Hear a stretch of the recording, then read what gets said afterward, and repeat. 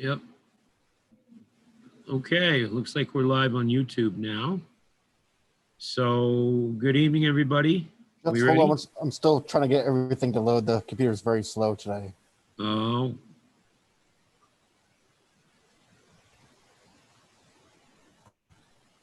All right, you are ready. we are ready. All right, thank you. Good evening, everybody. Welcome to the Planning Board meeting. Anyway, as chair of the Laconia Board, due to the COVID-19 coronavirus crisis, and in accordance with Governor Sununu's emergency order number 12, pursuant to Executive Order 2020-04, as amended, this board is authorized to meet electronically.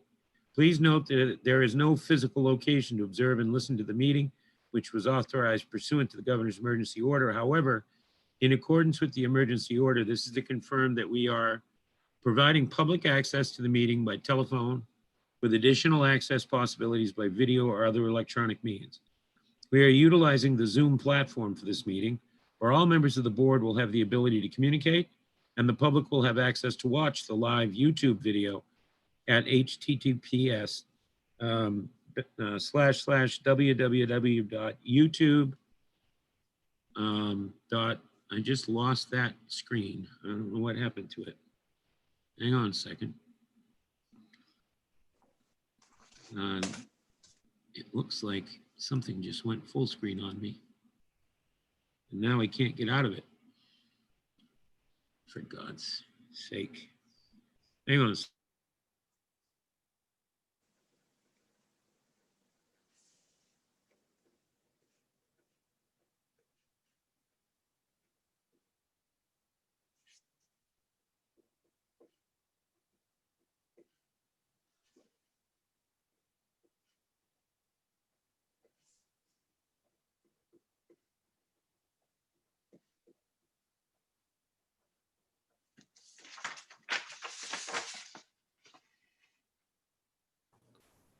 Peter, you're on mute.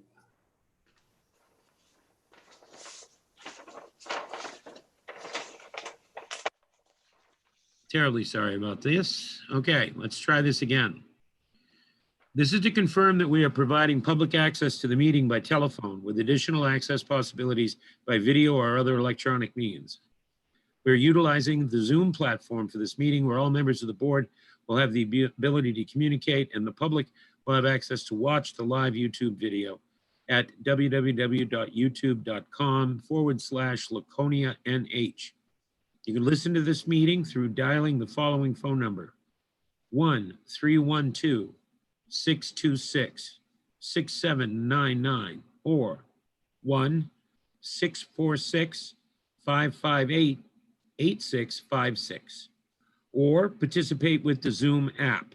The webinar ID for Zoom is 869-1974-7372. That's 869-1974-7372. And the webinar password is 232343. Again, the password is 232343. We're providing public notice of the necessary information for accessing the meeting. When we previously gave notice to the public of how to access the meeting using Zoom, and the instructions are also posted on the City of Laconia's website.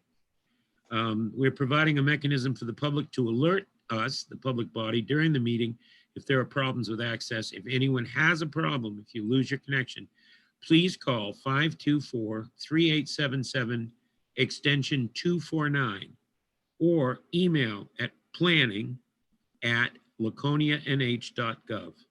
That's to notify us if you're having a problem with access. If we learn that public access has been lost, we must, pursuant to the governor's emergency order, adjourn the meeting.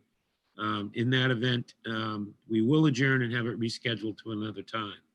Please note that all votes that are taken during this meeting, in accordance with the order, shall be done by roll call. Let's start the meeting by taking a roll call attendance. When each member states their presence, also please state whether there's anyone in the room with you during this meeting, which is also required under the right to know law. Kalina, may we have the call of the roll, please?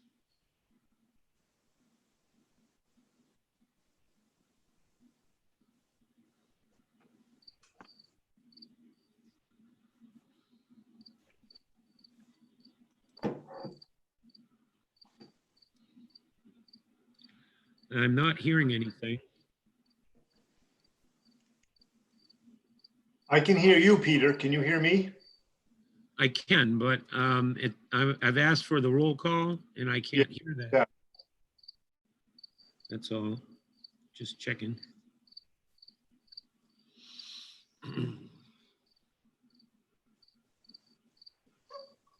Improvising. Kirk Beatty, I am remote and I am alone. Jewel Fox, I'm remote and I'm alone. Rich McNeil, I'm remote and I'm alone. Stacy Susie, Remote and alone. Brett Bellevue, Remotely alone. and Chairman Brunette. I'm alone and I'm remote.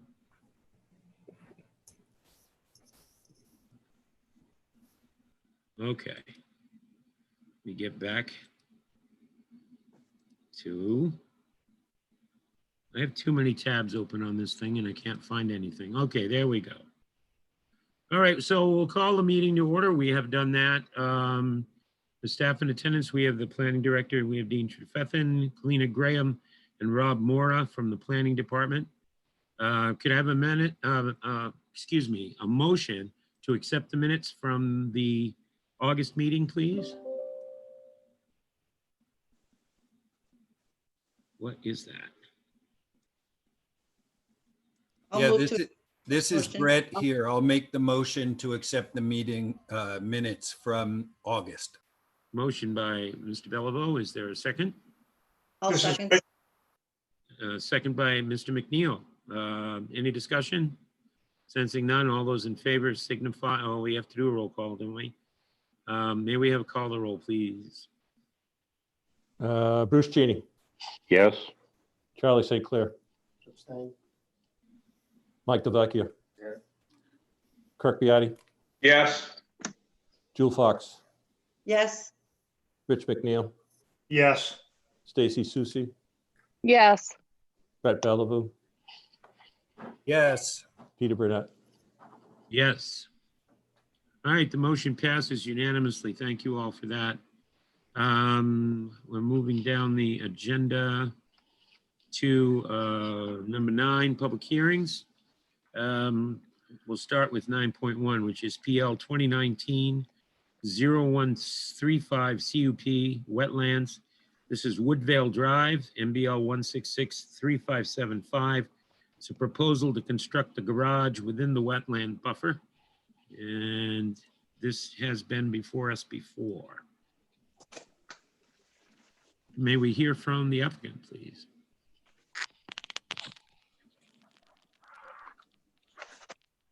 Good evening, Mr. Chairperson. Hello? Good evening, Mr. Chairperson and the board, Richard Holmesy Good and evening. Brian. Good evening, Mr. Holmesy. How are you? We're just ducky. Yeah, I see that. So tell us, please, what relief are you asking for tonight? We're asking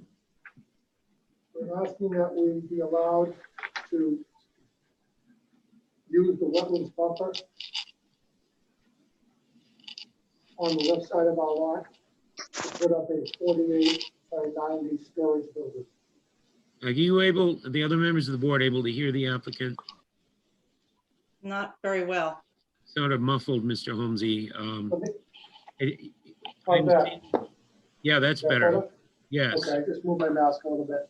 The paperwork indicates that you're here requesting a conditional use permit to build a garage in a wetlands buffer and repair an existing drainage swale. Is that correct? That is correct.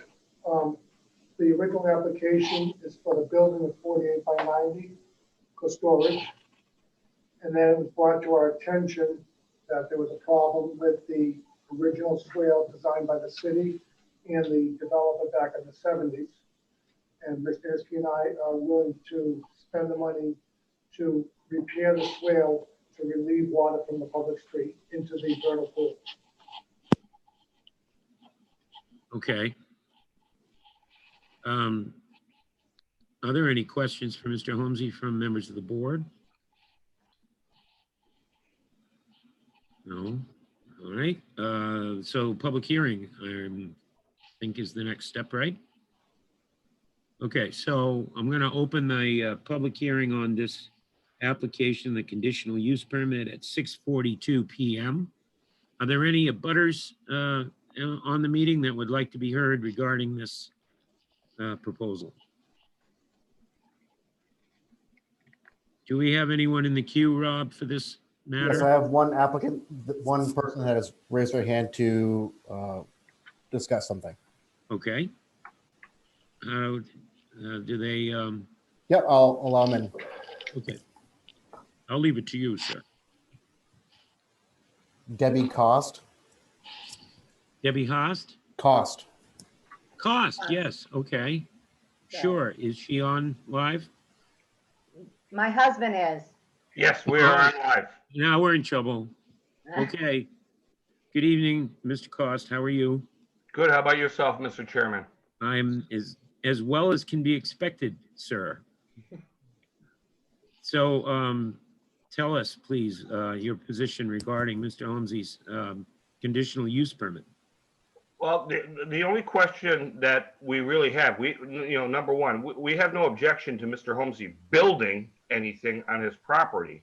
But here's the thing, based on the zoning and the zoning ordinances of the city of Laconia, a storage facility in a neighborhood setting is not permitted. So I guess my big question is that if Mr. Holmesy is allowed to build this storage facility, is that going to change the dynamics of our zoning in a residential neighborhood?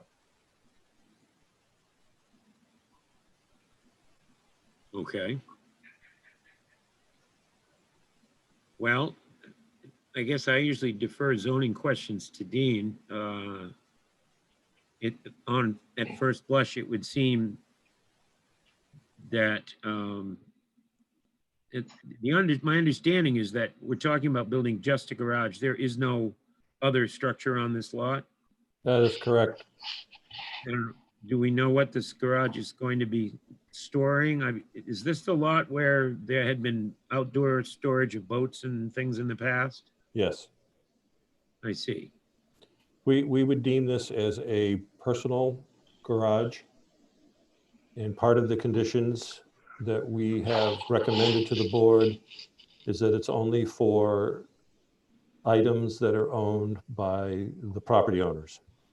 Cannot be used for commercial storage or for other individuals. So this is a garage for personal use. Okay, so the boats, for example, that may have been stored there in the past would now be able to be stored indoors? Is the garage big enough for that? Yes. Okay.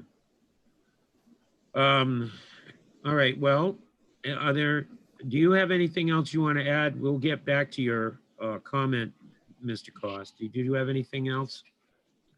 Did anyone from the board have any questions for the I do. abutter? Okay. I have questions for Mr. Holmesy. I went to the site, and I think I went to the right site. Is this where, I'm just trying to do too many things on my phone at the same time, but is this the site where it says, please pardon our appearance during construction? Yes, it is, ma'am. And the building that you're going to build, is it going in the same spot where there are temporary structures in the back of the lot? That's correct. It'll go from the front to the back the long way. So it will take up a lot more space than what's there right now. That's correct. And all the products that are there will be removed. Okay. So the temporary structures that she just referred to would be taken down? That's correct. Okay. All right. Any other questions for either Mr. Holmesy or the Costs? I have a question. What's the proposed building height for this building, being 48 foot wide and 90 foot long? 16 and a half feet roughly. I didn't hear that answer. I'm sorry. I'd have to pull the plans out, which I have with me, but it's 16.5 feet. And then I believe the overall peak is probably 18 feet. I submitted plans already from the people that make the building, Morton Buildings.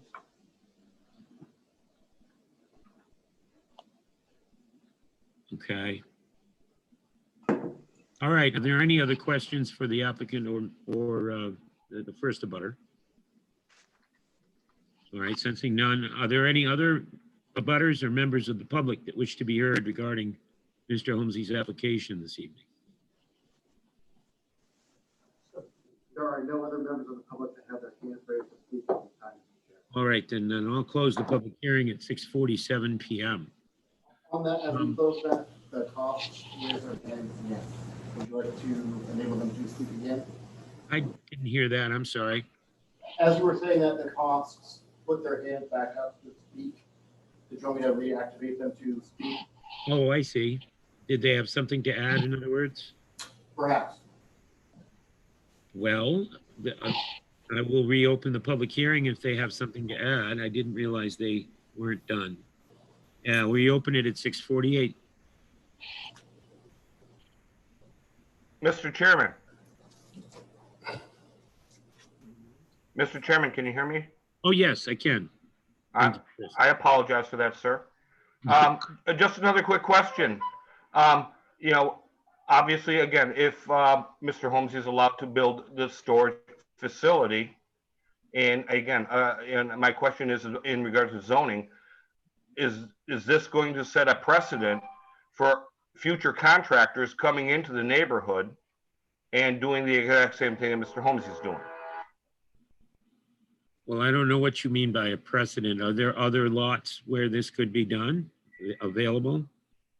Again, I'm not familiar with the other lots, sir, in all honesty, but, you know, again, I'm just asking, you know, if this is allowed to happen. And again, you know, it's all up to you folks on the planning board, Yeah. especially when it comes to zoning. You know, will this set a precedent, you know, for another, you know, say for instance, a contractor that comes in and buys a piece of property and wants to construct the same thing that Mr. Holmes is doing. You know, and again, I just want to say, you know, I'm just going by what the zoning ordinances are saying. And again, the prohibited uses, you know, in regards to the totality of everything. I don't believe that a garage is not permitted, just a garage, but well, we were about to hear from staff on that. They have made several recommendations to us to deal with some of the concerns that have been raised in the past.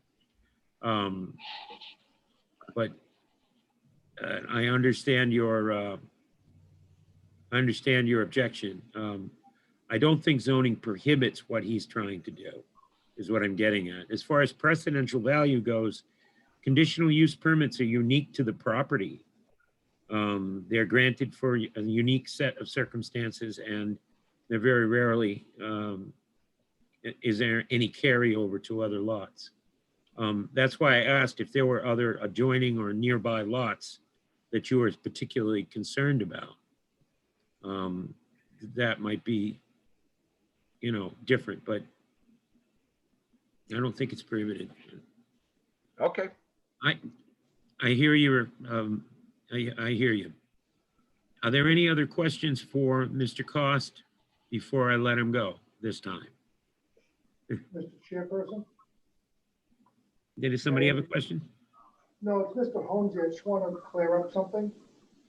Mr. Holmesy, yes, go ahead. Yes, on the height, I want Mr. Cost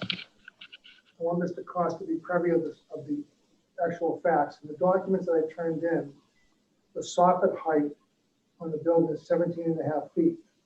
The peak height, including the pitch of the roof, is 26.5 feet. So I don't want to mislead the board or Mr. Cost or Mrs. Cost in regards to the overall height. The soffit height is 17.5. So that's usable space roughly. And then the peak height would be 26.65, designed for snow load. I didn't hear any of that. Did any other members of the board hear what he said? No. Sir, we're not hearing you. Okay, can you hear me now? I think you need to, you're muted. No? Can anyone hear me? Nope. I can hear you. I can hear you speaking, but I can't make out your words, sir. Okay, let me try to speak a little louder and clearer. No, you must be muted. He isn't? No, he's not muted. We can hear him. It was just muffled. So I Yeah, have my mask off and I'm doing the That's best I can. So I'm gonna ask the board that's here to drop their headphones. And then maybe that'll help the people that are at home. Is that acceptable? Mr. I'm not there, Chairperson? so I don't know, sir. Okay, so to be clear, the soffit height of the building is 17.5 feet. The overall peak of the building is 26.5. And the length of the building? 48 by 90, so 48 wide, 90 long. That's a The big building- garage. It is, but it's personal use, not in commerce. And the property qualifies in the 65-35 ratio of 5,000 square feet. We are asking for 4,320 square feet. Okay. Can everyone hear that? No, I didn't hear the lot qualifies for what size? 5,000 square feet, And you're at what size? 4,320. 4,000, okay. There doesn't look to be another 700 square feet available there, sir. It is in the frontage side of that lot, so I can go 48 by 100 or 110, something like that to equal 5,000. But we're not looking to. Right. All right, well, thank you. Are there any other questions for Mr. Holmesy? Are there any members of the public that wish to be heard on this application? Any members of the public out there? Appears not. So we will ask for the staff recommendations, please.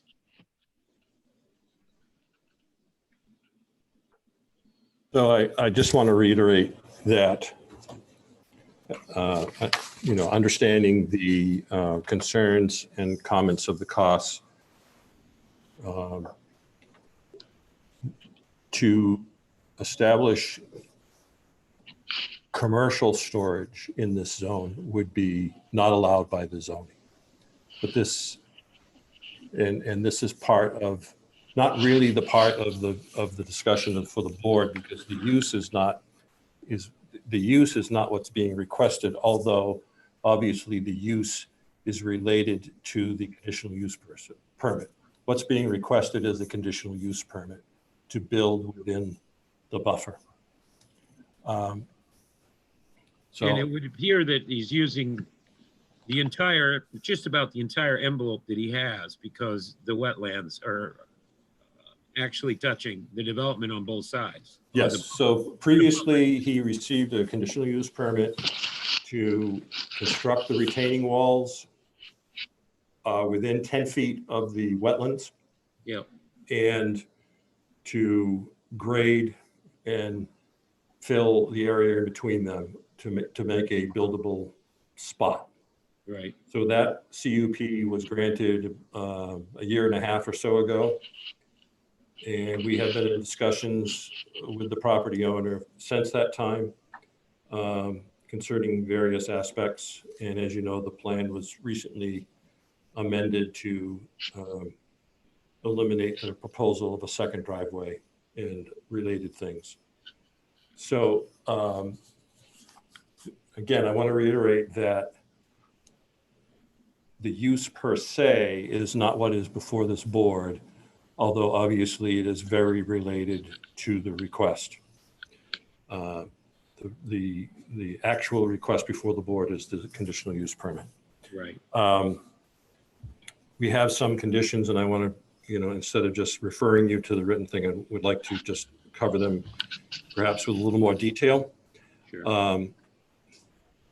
There is a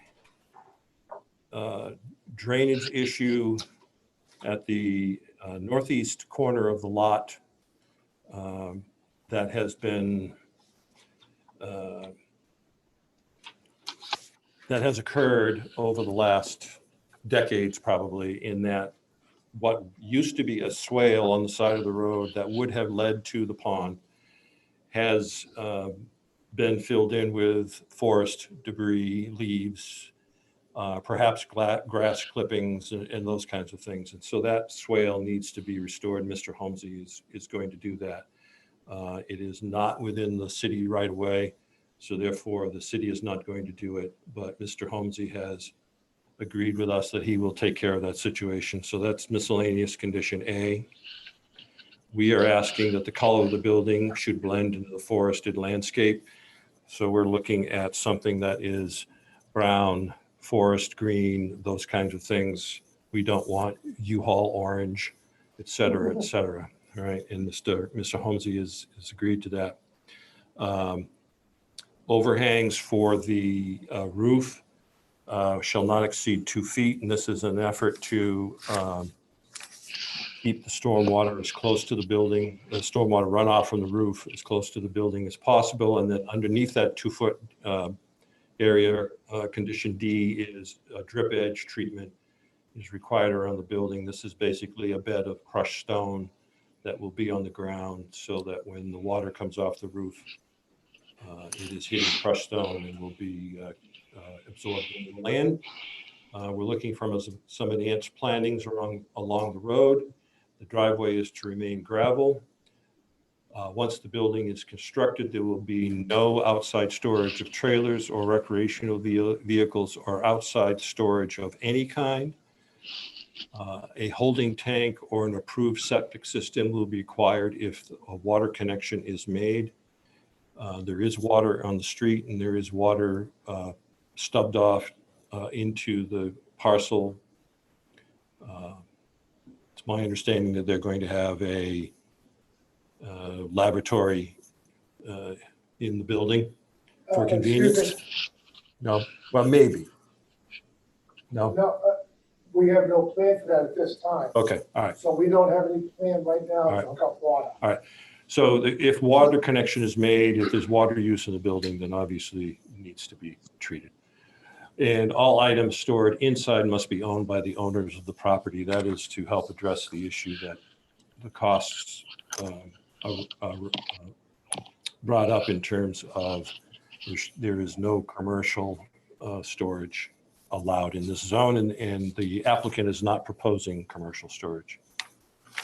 So that's the conditions that we would like the board to include if it is your desire to approve this project. Would the applicant mind if we change the word should to must under color of building, B? Yes, no problem. We Because actually suggested that, if I remember Yeah. correctly, though, brown or green. if I remember correctly, in a prior hearing, the costs described, part of their problem is that that lot was undeveloped for a long time. It was basically a natural area. And so as natural and as appearance from the outside as possible, I think is what we're shooting for. Tell me, what is this about a laboratory? I think there was a misunderstanding somewhere because we are not planning any water to be hooked up to the building at this time. And we have no plans in the near future for that. As far as the color, we were in support of that green or brown. And then the last thing I wanted to tell you was, give me 1 second. Oh, we're presently in an agreement to remove and replant a lot of the trees and bushes from Martin's Motel, downtown Laconia, on the Weirs area. Whatever they don't want to keep or don't have to keep, we're gonna transplant to Woodville. You mean So like we're gonna, big cedars out front? whatever they're gonna give us that we can safely move, we're gonna transplant and try to make a really nice buffer for the neighbors of Woodville. Okay. I have a question. Dean. The no commercial activity could take place under zoning in that structure, could it? We're approving a garage. It's a mighty big garage. And it's intended for the storage of the personal items of the applicant, yet it doesn't say exclusively. This is the shorefront residential zone. So there are some commercial aspects in that zone, but this proposal is not asking for any of those. This proposal is asking for a storage, a garage essentially, and yes, it is a large garage, but a garage for personal items, for personal use. I understand that, but I mean, the condition, there's no need to put in as a condition of approval that no commercial use will be made of this building, right? Because it's not allowed under the zoning ordinance anyway, right? It would not be allowed without amendment of site plan and or possibly a variance or a special exception or something like that. Okay, is that sometimes if there's a misunderstanding between the applicant, the board, and the abutters, they end up with something, everyone ends up with something they didn't think they were gonna get. So I wanna be sure that we're talking about a big brown garage that's in plantings that will minimize the visual impact and a restoration of the original drainage plan, right? Okay. Are there any questions for staff from the board? Yes. I have a question for Dean. Sure, Mr. Belleville. Looking at the plan, it looks like the edge of the building is maybe 5 feet from the stone wall that borders on the slope down to the wetland. And I'm wondering if we're allowing 2-foot overhangs, that leaves about 3 foot, even with the drip edge treatment. Do we feel that's going to be enough for erosion control and keeping the sediment from going down in there?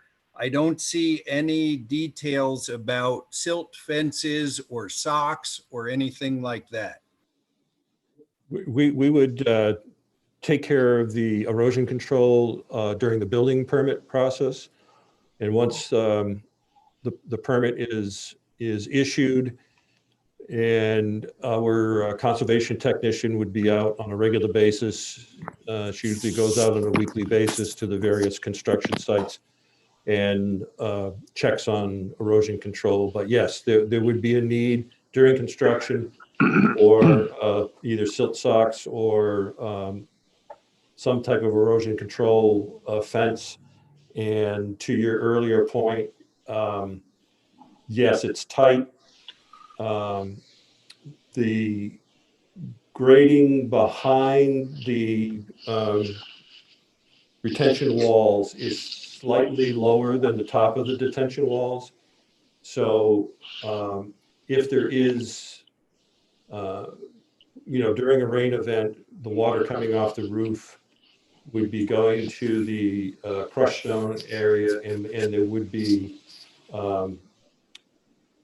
a little bit of depth that could occur that would not cause spillover. If I could, Dean, to the board and to the member that's questioning this, the retaining wall towards our land has 3 feet by 3 feet, the length of the wall, crushed stone, which holds the wall in place. So it's got drainage pipe under the ground built into the manufactured wall. So the building with the soffits that are on it, we're gonna have no gutters. It'll run right down off the building, right into all the crushed stone that we're gonna add. We're gonna put 3 feet wide on a 2-foot building soffit. And it'll remain on the ground, but that'll be 3 feet thick, and it's already 3 feet thick. So I don't see any error in drainage. And currently, right now, we have silt sock still attached on the backside of the wall near the wetlands. We're gonna leave that there until we're really done. We will put silt sock on the right side if and when we get approval. But we have the silt sock on the property right now, a pile waiting to be put down. Probably 200 or 300 feet of it, so it would cover the whole area, including the street.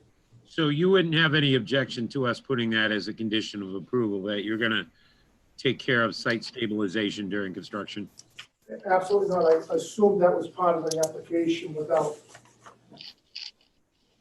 Okay, And then just so you know, Mr. Chairman, we bought the right side of this property, the vernal pool, and we combined them to make it so that one of them would be developable.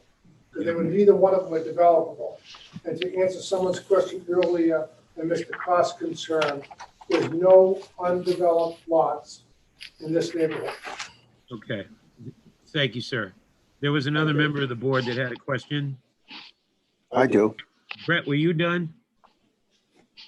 Yes, I was, Mr. Chair. Okay, who's up? Rich? I have a couple questions. Has the Conservation Commission weighed in on this second or the refit of this application? Yes, they did. And as staff was, they were not in favor of the second driveway that was proposed originally.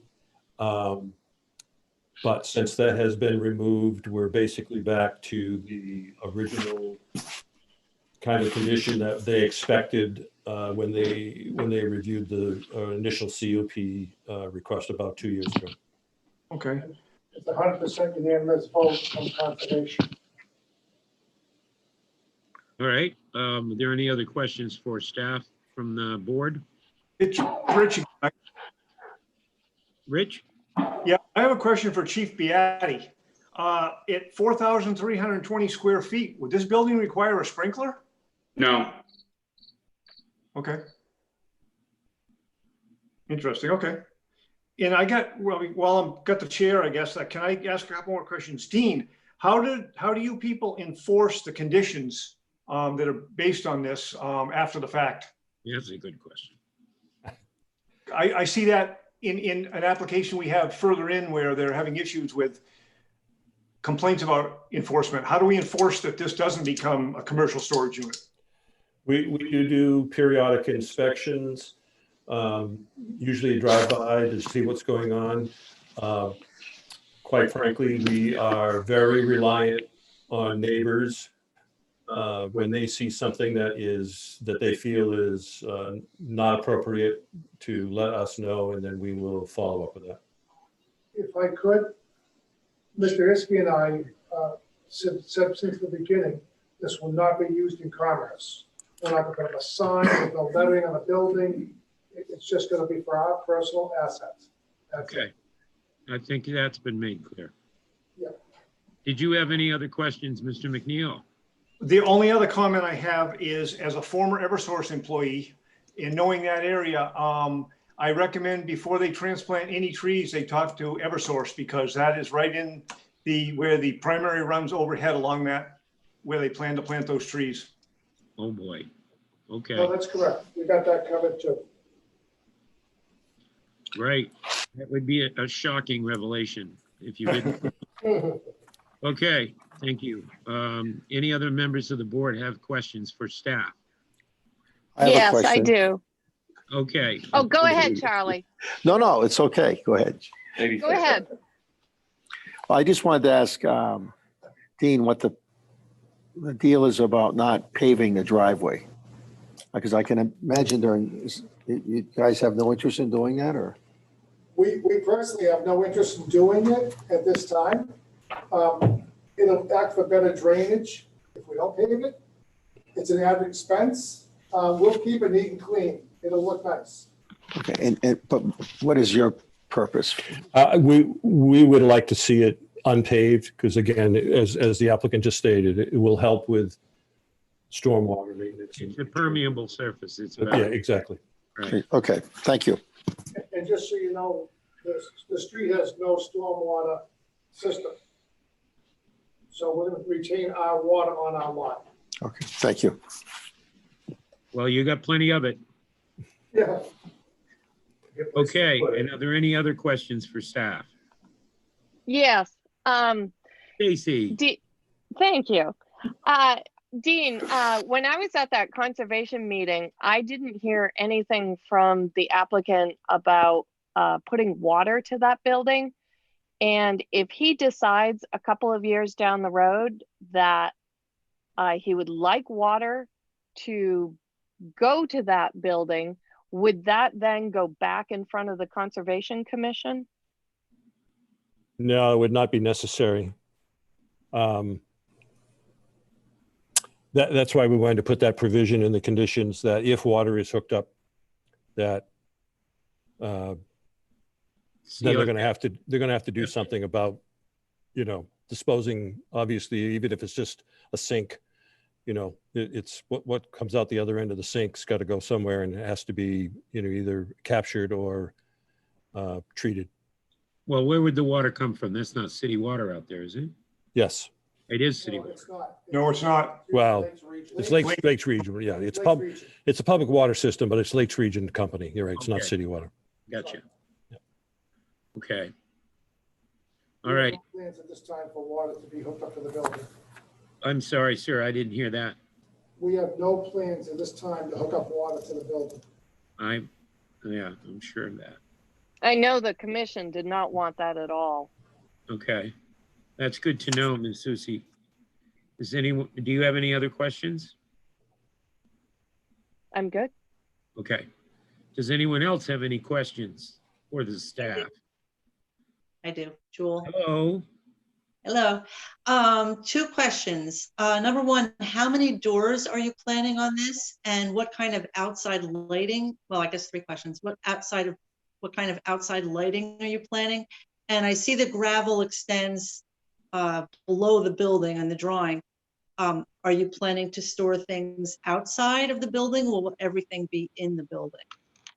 As part of a stipulation we made with the application in the city, we don't plan on storing anything outdoors. And as far as lighting, we will discuss that with Eversource as to what is the best, most efficient lighting for security. And then that will be on day-night senses, as there's no one there during the regular time periods. And then, what was your last question? The doors. On the doors, one front door for the entrance, a pedestrian door, and the same thing towards the back of the building for ventilation. So we'll have a pedestrian door and we'll have a garage door. One garage door. One garage door? One garage door in the front and one garage door in the back corner. We designed it for the driveway we're going to put in, but we're not going to. But we want to have that for proper ventilation, let some lighting through. And we also have 8 windows, 4 on each side. For Okay. daylight. What is the door on the back for? Where would it go to? It's not going to go anywhere, just to the woods. Easier to have to get in and out. We have woods through the trails if we want to take a 4-wheeler out or something. The developer out back is not developed. There's trails in there and so forth. It was designed with it, so we'd like to have it. And then one-on-one pedestrian door. Any other questions, Ms. Fox? No, thank you. Any other members of the board have any questions for staff or Mr. Holmesy? Richard, would you be Okay. willing to send your driveway a little more toward the northeast? You have the plan in front of you there? Mike, you need to unmute.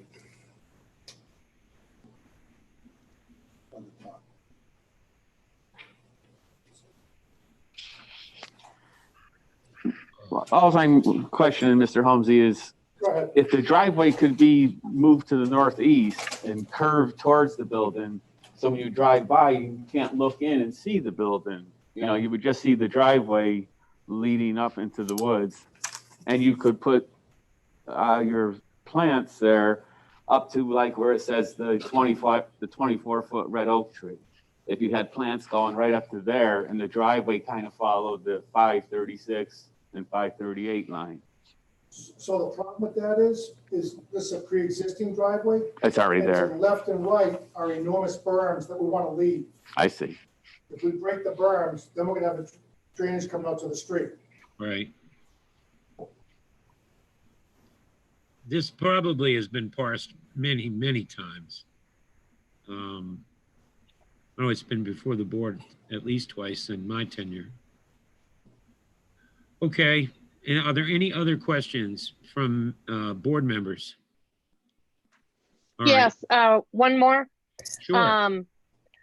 Mr. Holmesy, when were you planning on doing construction? Well, if it's approved, I think it's 1 year is the permit, am I correct? So without asking for an extension, God willing, maybe this spring, we just don't know yet. Well, with everything So- going on, Sally's laughing over here. You know, it's. With everything going on, we don't know, but hopefully next year. Okay, so the only thing that I wanted to mention, only because I used to be on the Conservation Commission, spring and summer are the most disruptive for wetlands and vernal pools. Perhaps we could take that into consideration. Well, the vernal pool is far enough away, and so are the wetlands that have a highly retaining wall. So Brian Bailey and Associates and Jessica Bailey told me that it doesn't matter when we break ground, as well as Mark Padula of Padula Excavation. So I don't think the high water really matters. I mean, I was there, so I know it's pretty close. But it's just something to consider. Okay, well, I would say within 1 year. There won't be a lot of digging on the project, just to create the additional drainage. That's it, it's gonna be slab on grade. All right, are there any other questions for the applicant or for the staff? All right, well, sensing none, what is the pleasure of the board? We have before us a conditional use permit. I believe the applicant has agreed to change to a change of one word on subpart B, 2B. The color of the building will or shall blend in with the forested landscape. It will be either green or brown. Yeah, okay. I've lost that page again. What is going on here? All right, well, what would the board like to do with this? You know, as far as the costs concerned, you know, he could add an efficiency apartment to this building to make it a residential, you know, a residence with a garage. So I don't think that is an issue. I guess I didn't follow that. If you had to have a resident with it, he could actually add an efficiency apartment to this building. You know, so the building without an apartment is fine. If, you know, the costs were concerned that, you know, since there's no residents, is it becoming an industrial area, which it isn't. Well, that's true, and he can't put an apartment in without the water. So, all right. Well, it's our understanding that the applicant intends to use this structure for personal storage only, and I think he's stated that several times. There is, as we've said, I don't think there's any need to put in as a condition, there shall be no commercial use because it's not allowed. Correct. So, and it looks like staff has worked with the applicant to ameliorate some of the abutters' concerns. So who wants to help me out here? I will. Brett?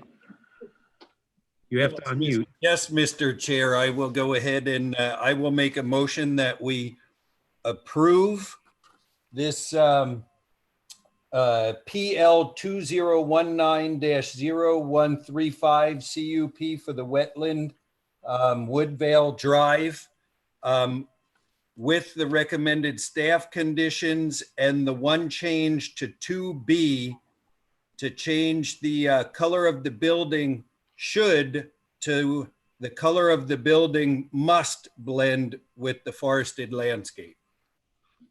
I'll There's a second motion. that. There's a second by Representative St. Clair. Is there any further discussion on this motion? All right, could we have a call of the roll, please?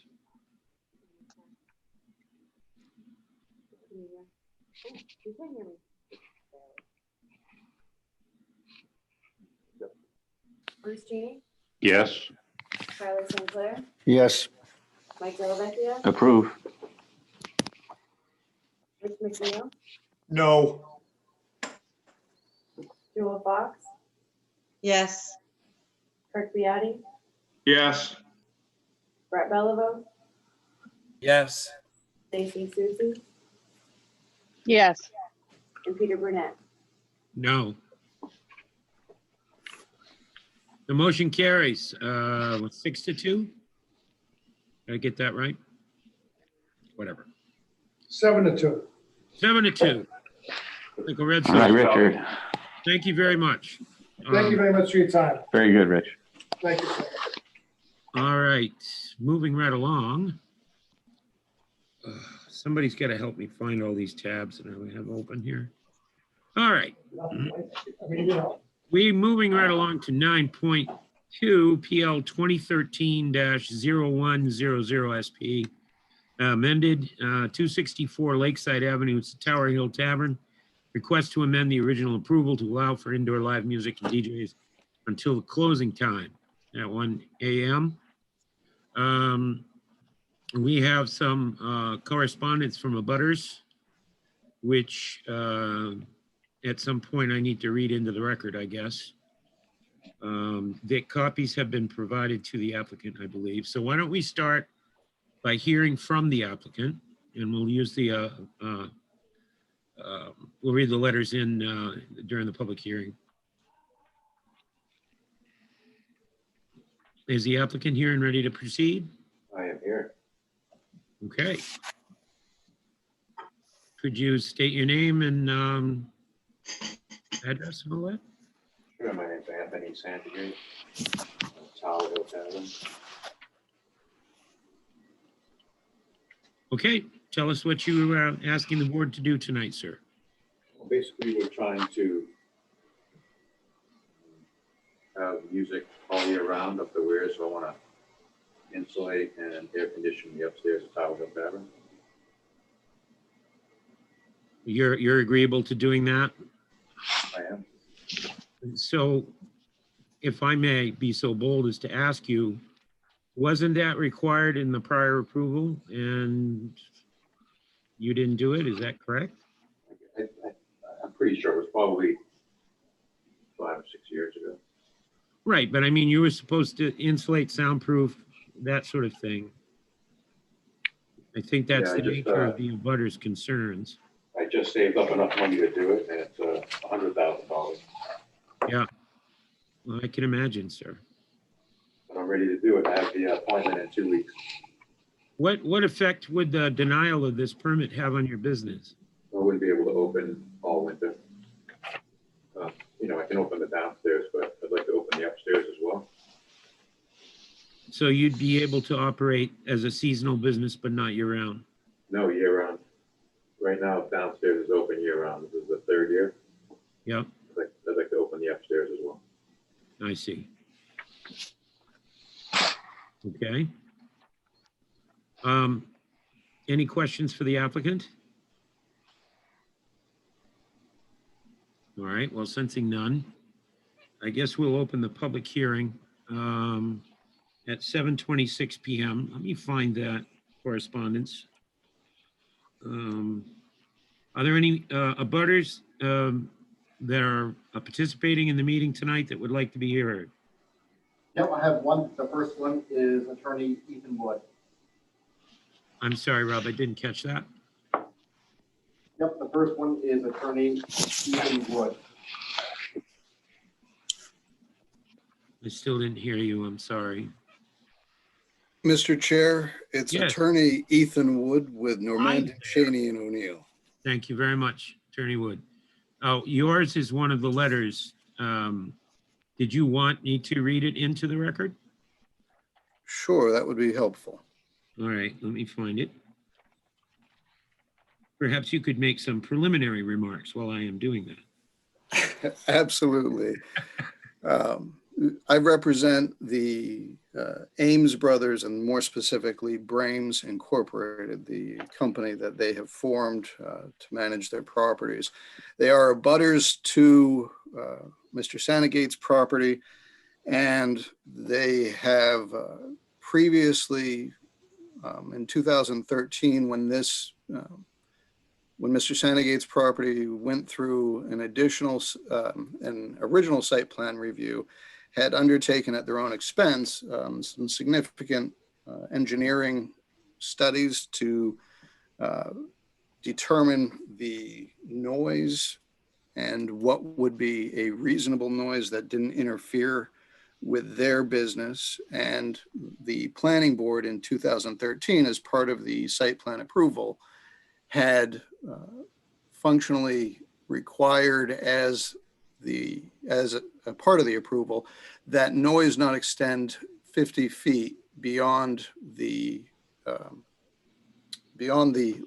boundary line of the property. And when I say noise, I mean the specific language is that it not be plainly audible at a distance of 50 feet from the lot line. And throughout the last 7 years, that has been an issue that my clients have experienced. And while it's certainly more pronounced on some occasions than others, it is an ongoing issue, and it is negatively impacting their business. And while they have taken appropriate actions, such as calling the police to complain regarding the noise when it's been excessive or when it's continued past the city's noise ordinances, they have not had any sort of actual relief with regard to the noise. And so what they're seeking this board to do, instead of approving any sort of amendment which would expand the use, as Mr. Sandagate is proposing, is that you deny that amendment and then enforce the existing conditions on the site plan that, and again, I am not blaming the department or anything here, but that have not been strictly enforced, as clearly enforcing those would help mitigate the noise issues. And throughout the last 7 years, one of the things that has been an ongoing issue for my client is the fact that the second floor windows are open throughout the summer because it's not air conditioned. And while my clients don't care whether or not Mr. Sandagate air conditions his building, it's important that the windows stay closed to help mitigate the noise. And then the other issue that we're having is really the outdoor stages. And while Mr. Sandagate's application seems rather limited with regard to what he's asking for, I would note that page 8 on the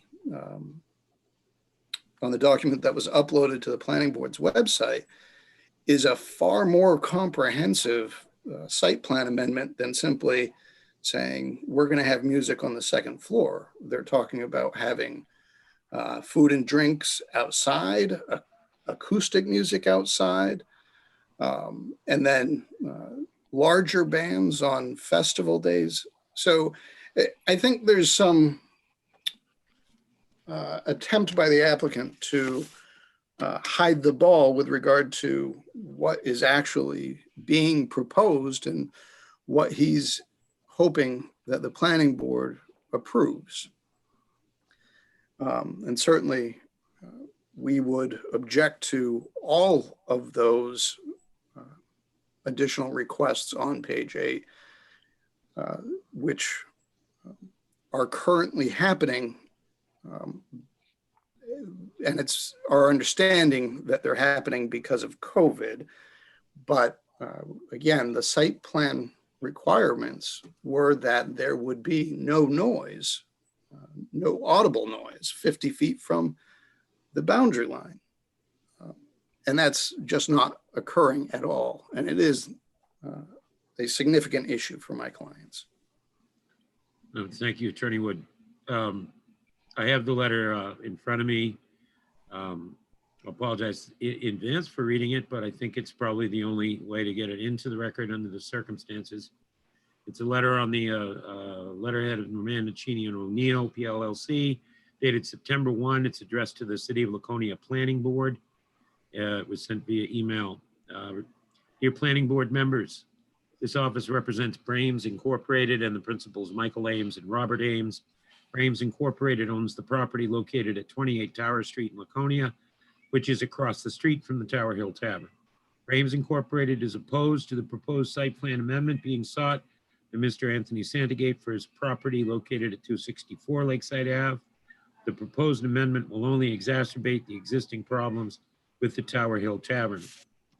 As background, during 2012 and 2013, the Planning Board considered a site plan for the subject property, and after numerous hearings at which information was provided by abutters, the public and certain experts, the Planning Board approved the site plan with certain conditions.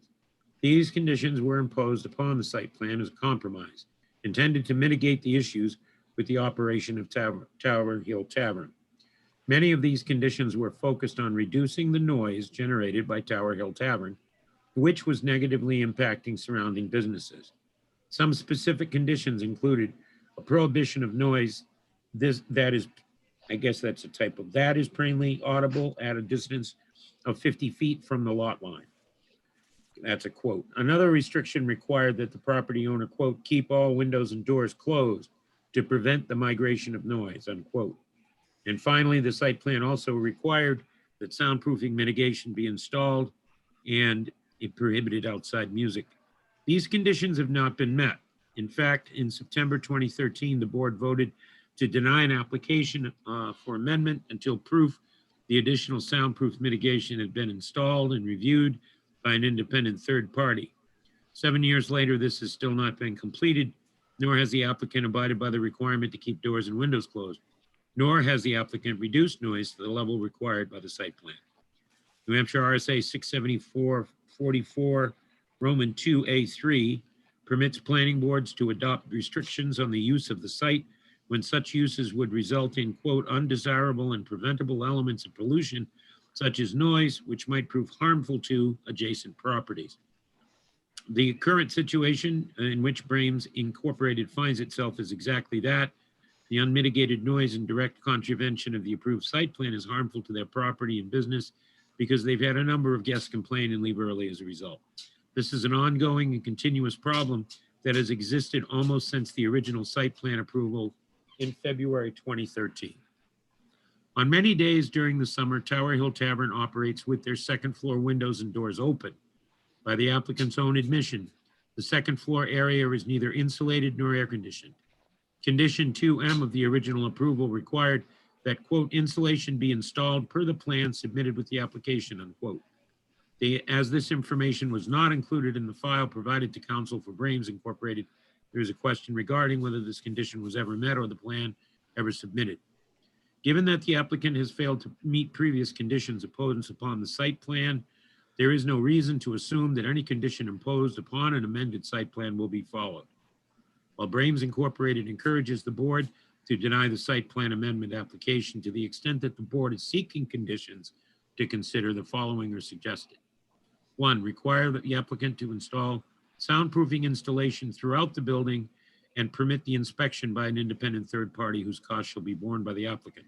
2, require the installation of a double door system in the rear of the building so that people entering and exiting the building in the rear go through 2 doors. It is expected that this system will help reduce noise escaping the premises by providing an extra layer of buffering and reducing the likelihood that a door be left open will contribute to the noise pollution. 3, require the installation of sound dampening windows that are to remain closed, or require that the existing windows be modified to remain sealed subject to appropriate life safety requirements. 4, prohibit outdoor music given the proximity to neighboring properties. 5, require that the proposed outdoor area for food and drink be closed no later than 10 p.m. 6, require that the applicant meet all of the above requirements with verification by the appropriate city authorities prior to permitting any modification of the existing site plan. It is clear that the proposed site plan amendment will only worsen the existing problems and serve to further harm other businesses in the area until such time as the applicant can demonstrate compliance with the existing site plan requirements.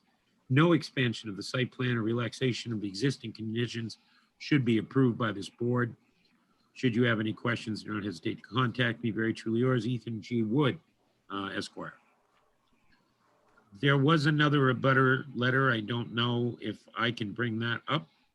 Maybe Rob has it, and he could read it. Mr. Chair, is it possible I could ask Attorney Wood a question? Yes, of course. Go for it. I'll try to find that other document. Attorney Wood? Yes, Mr. St. Clair. Okay, thanks.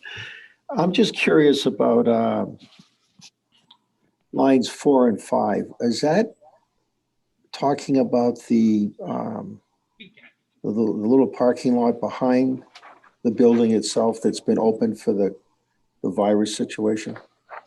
That is correct. And in fact, if you'll notice on page 8 of their application, it's posted on the city's website, they talk about continuing to use that area in the future. And so the expectation that we have based on the information that was provided is that they will continue to use the outside parking area, including having live music there. Okay, and so would that would be an issue no matter what the, let's say during a block party that the city council has given them the permission to do in past years, or during Motorcycle Week? Well, Mr. St. Clair, this might not be an issue if the applicant had followed the original conditions of the site plan when it was approved. The fact that it's now been 7 years and they still haven't followed all of those conditions is an issue. And it does not lead us to believe that they will follow other conditions, and therefore we'd request that even during those block parties, even if put on by the city council, they not be permitted to do that. Okay, so yeah, I'm not, obviously 7 years ago, the outside parking lot wasn't part of the question or the rules that were set. This has been something that's come up since then. So again, so you're saying that the building itself aside, you're saying that your clients would have an issue with that parking area being used during Motorcycle Week or Bike Timberfest or any other activity like that, where the city council has given them permission to have like a block party? Well, Mr. St. Clair, again, the site plan condition requires that no noise be clearly audible beyond 50 feet from their property line. So it's unclear to me how they would be able to accomplish that and still be in compliance with the site plan conditions. Okay, I understand your answer. Thank you.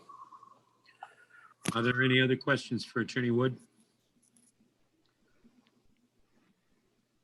Okay, I have found the other letter here. Hang on a second. Back to Zoom here. This is actually I believe this is an email. I don't see a date.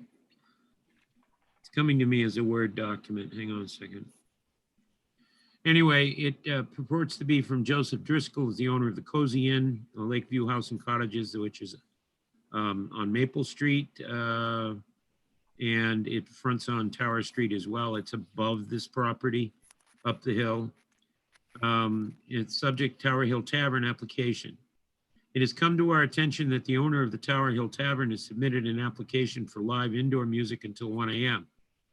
We, as the owners of the above properties, must object in the strongest terms to the approval of any such application for the following reasons. One, when converted into a bar and nightclub some 7 years ago, much concern was expressed by the community about late night noise. The sonically transparent building was not originally constructed to contain the noise generated by highly amplified music that a nightclub generates. Conditions were placed on the hours of operation, that the windows and doors be secured at all times, and that the applicant install soundproofing installation. All of these conditions were immediately and consistently ignored to this day, putting neighboring residential and lodging properties into the exact situation they feared, that of late night noise spilling out of the club, and even later night traffic noise as vehicles roar up Tower Street until 2:30 a.m. Two, this applicant has also acquired abutting properties, including the former Paradise Beach Club, which also had a history of noise complaints. On those properties, the applicant has installed 2 outdoor stages for outdoor music and alcohol sales. These installations have been the subject of complaint and heated debate, most recently at the licensing board. As far as we know, no effort was made to seek opinion of neighboring residents or businesses as to the desirability of this development in our community. Though the licensing board directed this applicant to work with and get along with, those are quotes, his neighbors, these directives have also been ignored. As recent as this week, there have been bands playing at both venues at high volume, blessing its neighbors with AC/DC coming from one stage and Deep Purple blaring from the other, creating an absolute sonic mess for us to have inflicted upon us on our properties and inside our homes. 3, the applicant has clearly shown callous disregard for neighboring businesses and residents. Our number one complaint from our lodging guests is noise emanating from the applicant's properties. Not only has no effort been made to control the noise, no effort has been made to put employees out back in the parking areas to promote an orderly departure of his patrons from the community. In all forums, we in the community never sought anything but to be able to peacefully enjoy our properties. 4, we were here first. Rather than upset and annoy one's neighbors, it would seem that in a vibrant, healthy business environment, new enterprises would endeavor to harmoniously fit in with the existing successful businesses and neighbors. Instead, its behavior has been that of a neighborhood bully imposing his will on the community. We are all trying to understand how this situation has been allowed to occur. We very much would like the planning board to define for us your view of our property rights, the applicant's property rights, and how you propose to balance the two without having the same rules for everyone. We've always felt that our rights to conduct business end at our property line. We fail to understand how one business owner could be granted sonic rights over his neighbors' properties and their objections. We would like to understand what the enforcement mechanism of the planning board is concerning conditions they place on an applicant. No enforcement has taken place that any of us can see over 7 years of complaint. Why don't you and how will you enforce your conditions? We would like to know where else in the city, the state, or the county such late night noise and related mayhem is permitted, tolerated, and seemingly condoned by the local planning board in a densely populated area. For the sake of brevity, for the above reasons, there are many more should you want them, I will conclude here by pleading with you as our planning board to embrace community standards that recognize and respect the rights of all by denying with prejudice this application until such time as the applicant demonstrates that he too can be a responsible member of the community. Again, that was from Joseph Driscoll, owner of the Cozy Inn Lakeview House and Cottages. All right, so at this point, we will open the public hearing. Are there any other questions for the applicant, by the way, from the board? All right, so let's open. Yeah. Oh, there is? Yes, yeah. Representative St. Clair, sir. Thank you. Get those off. Anthony, so you've heard all these issues and complaints. I just want to be sure about this because I know you've talked about this before. This has been ongoing, as we know. So your contention is that you're going to finally do everything that's been requested of you. Yeah. And for the sound. So are you saying that until that is all completed, and I'm sure that somebody from the city will be inspecting that, besides your neighbors, Until that time, you're not gonna be doing the music upstairs or any of this other stuff. And obviously, I'm not talking about outside because that's a different situation. Right, but so you won't until this is done, this project, Right. whether it's a year. Installation is going on September 14th. Okay, and what about the idea, which I kind of Representative it Sinclair, makes sense. I think this was from the Brains Corporation there. The idea about having a double door upstairs. Is that something that can be done? I love that idea. So you could do that. Absolutely. Representative agree to that. Sinclair, a moment, Oh, please. what am I doing wrong? I gotta listen. Point of order. We cannot hear the applicant's response to your questions. So that's not helping us very much. I'm sorry, I missed that, We Mr. Chair. didn't hear the applicant's response to your questions. Oh, If we have to create a record here. You asked him, is it your intention to comply with everything that you were supposed to comply with before and not start the indoor upstairs entertainment until that's done? Wasn't that your question? yes, that was my question. Okay, could we hear his answer? Yes.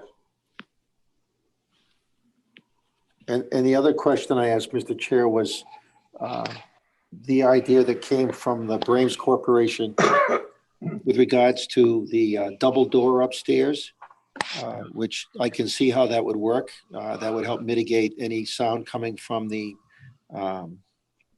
from upstairs when somebody opens that back door to leave the establishment.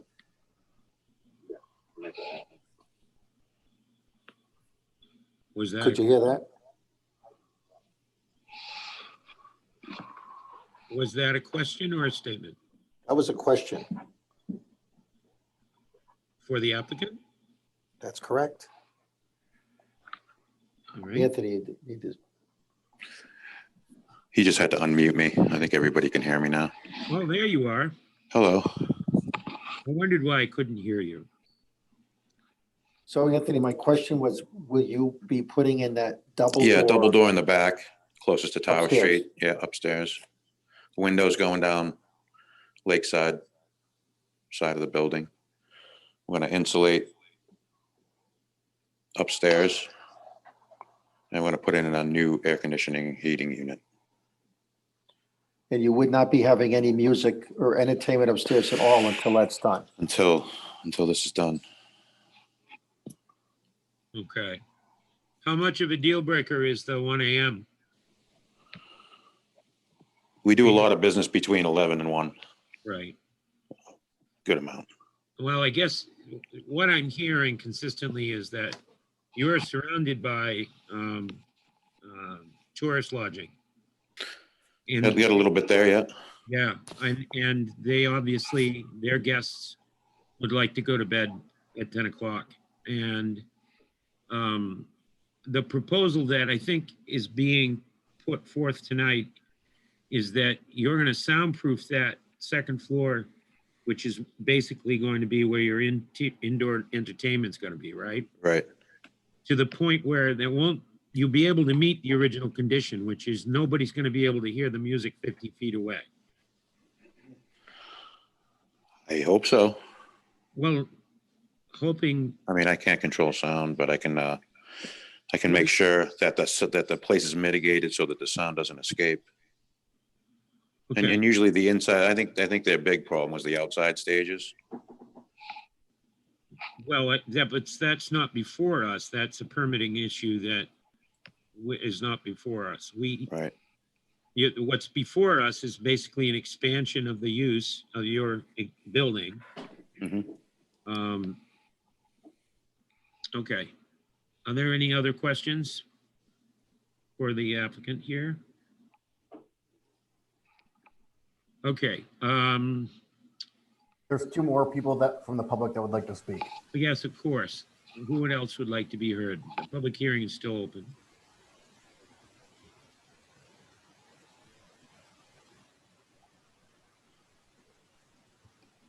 Hi, this is Joe Driscoll calling. Thank you for reading my letter. Hi, Joe. Point of order, Mr. Chairman. Is it appropriate for a board member who has had significant past and continuing business relationship with an applicant, should they recuse themselves from considerations? I believe that the standard is, does anybody have a personal pecuniary interest? Something like that? Does Yeah. a member of the board stand to benefit financially from this? Is that what you're getting at? Well, I want to know if somebody is a business partner of the applicant. Would that be pertinent to your board? It would if it was pertinent to this application, yeah. And if the applicant took out significant advertising revenues in a board member's magazine, they teamed up on events, they team up on all sorts of stuff, is that really appropriate for that board member? That's not a to conflict. sit there and champion? That's a business relationship. That's Yeah. the same as if the applicant were to send customers to you to stay in your cozy inn, isn't it? I mean, I don't know if any member of the board has a That's financial. a friendly recommendation, not a business partnership. Well, Mr. Chair, but it- Mr. Ch- Anyway, I just asked the question if it was appropriate for a board member to, that has a business relationship with an applicant to participate or not recuse themselves. Just a yes or no. The answer is business relationship is too vague, sir. If I go into your place of business, do we have a business relationship? Possibly. I believe the standard is a direct pecuniary interest, which means that the applicant actually is in a partner-like relationship with a member of the board, or that the board member would benefit directly financially from the application. Or if a board member had a significant investment or something like that. In the business, yes, Yes. they would have to disclose that. If any of the board members own shares in Mr. Santagate's corporations or PLLCs or whatever. Or lent them money at one time. Look, Yeah. is All this- right, I'm just asking. I I'm mean, done. or are you accusing a member of the board of some? No, I'm just asking. I'm just asking speculatively. Everybody has to look into their own conscience for the proper answer to that question. And I will tell you as the chair of this board, that if any member of this board has a recusable conflict of interest, I'm confident that they would recuse themselves. Well, good. Did you Mr. have, Chair. Glad to know that, Mr. did Chairman. you have anything else you wanted to say, Mr. Driscoll? No, that'll do it for me. I've had way too much of your time already tonight, and I thank you all for your careful deliberations. Thank you, sir. Are there any other members of the public that wish to be heard? Any abutters? Do we have anyone else that would like to be heard on this application, Mr. Mora? Yes, there's a Dennis that if he unmutes himself, he should be able to talk. Okay. Dennis, this is your moment in the spotlight. You are. I appreciate the opportunity to speak tonight. I'll be real short. Life is about trust and performance. I hop in my car, I turn the key, I trust that it's going to start. And if the car starts, that's the performance. I'm a salesperson. My customers trust me to do what I tell them I am going to do. I perform by supplying them with product, I service them, these kinds of things. When that relationship is broken or harmed in any way, your ability to trust is not there. So we have an issue, unfortunately, where there is a loggerheads-like relationship between the entertainment district and the rest of our community here. We have businesses that share our little bowl that is Weirs Beach. I live here. There are a number of residences back here. We all affect each other. Unfortunately, at this juncture, the entertainment district has really, really affected my way of life. I can't remember the name. 8 months of the year, it's fine because everything's closed. But this summer, things have been loud. Bike Week was exceptionally loud. The week before that, exceptionally loud. There were a couple of weeks that I have to compliment the entertainment district. They were managing to keep things of a reasonable level where I could open my window and have fresh air in my house or watch TV in the front end of my home. These don't seem to be unreasonable standards to expect. I don't want to shut anybody down, but I don't want to have loud music imposed, especially on the outdoor stages, until late. Like, it just doesn't make sense. In any community, there's a standard. Even in Laconia, if this happened, there would be an issue. If I lived in an apartment building and my neighbor was consistently loud, I would go to the landlord and the landlord would say, turn it down or you will be evicted. I am just having issues understanding how 2 or 3 outdoor stages, and I appreciate all the work the entertainment district's going to do inside, but what am I going to do during the summer? Do I lock myself away? Do I go away from one of the most beautiful places in the world? You know, people come here for the lake. They don't come here to buy Budweiser beer. And the lake is the draw. We all have to live together. Anyways, I've rambled on enough. In short, I feel, unfortunately, the entertainment district has not acted in good faith. Maybe, possibly, this might be an opportunity.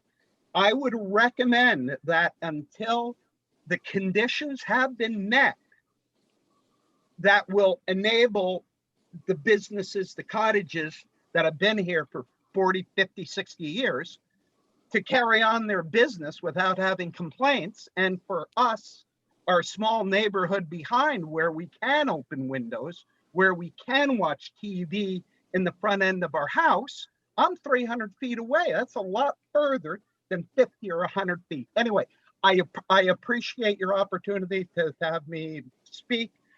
Thank you very, very much.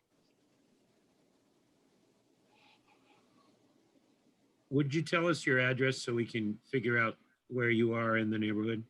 Yeah, I live on Foster Avenue. So I am 19 Foster Avenue.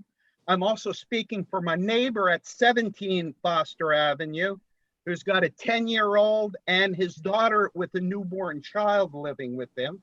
Next door to that at 9, there is woman. She's an ex-nurse. She's in her 80s. I don't think appreciates all this. My neighbor on the other side has made numerous complaints. So I'm kind of was nominated the representative just to speak for these folks. Must have been a runoff election. I missed that one. Yeah, you bet. I was the one who ran. So Foster Avenue, are those year-round residences on Foster?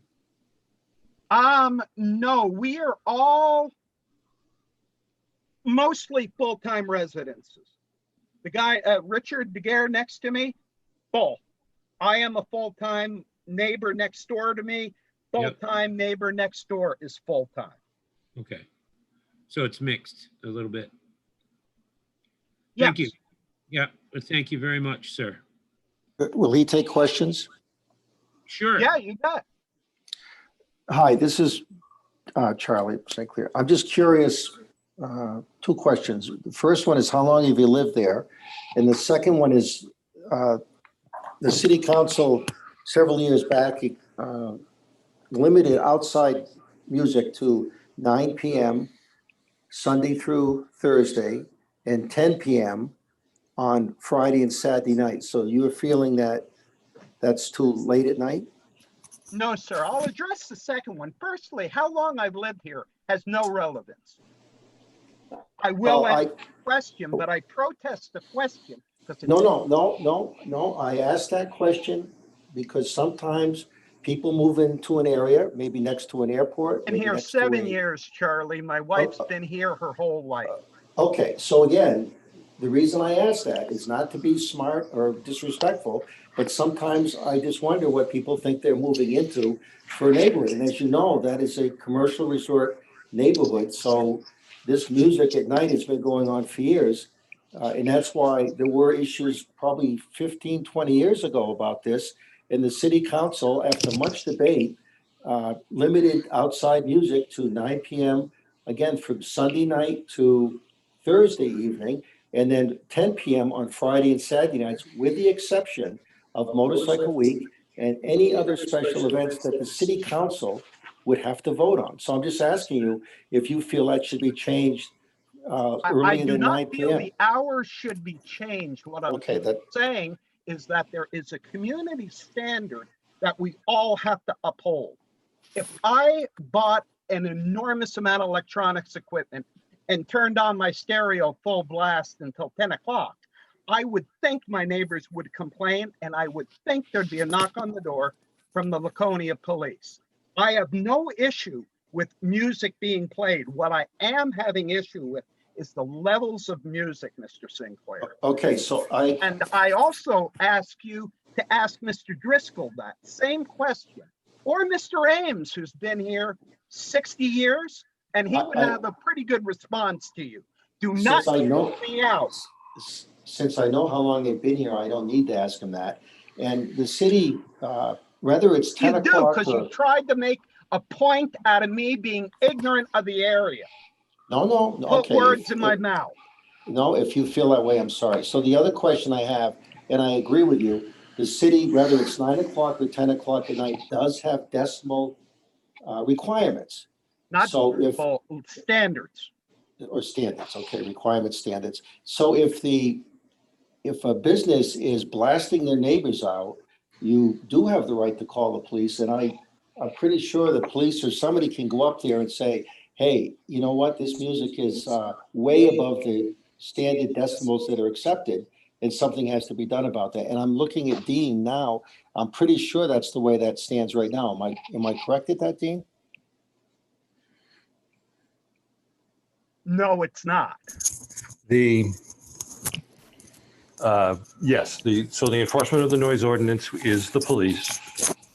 And it is subject to the opinion of the responding officer. We do not have any decibel requirements one way or the other. Okay. But usually, and you know, I'm sure there are exceptions, but if it walks like a duck and talks like a duck, it's probably too loud, but you know. But that's up to the I officers. wish to ask a follow-up, please. A follow-up question for who, sir? To Mr. Sinclair primarily, in that I have myself have called police numerous times and have been told the entertainment district has a permit for music. And that is the standard. There is no consideration of what is reasonable, what is a community standard, what is acceptable to not only me, but to my neighbors who have businesses and things. This is simply like just lowering things a little bit.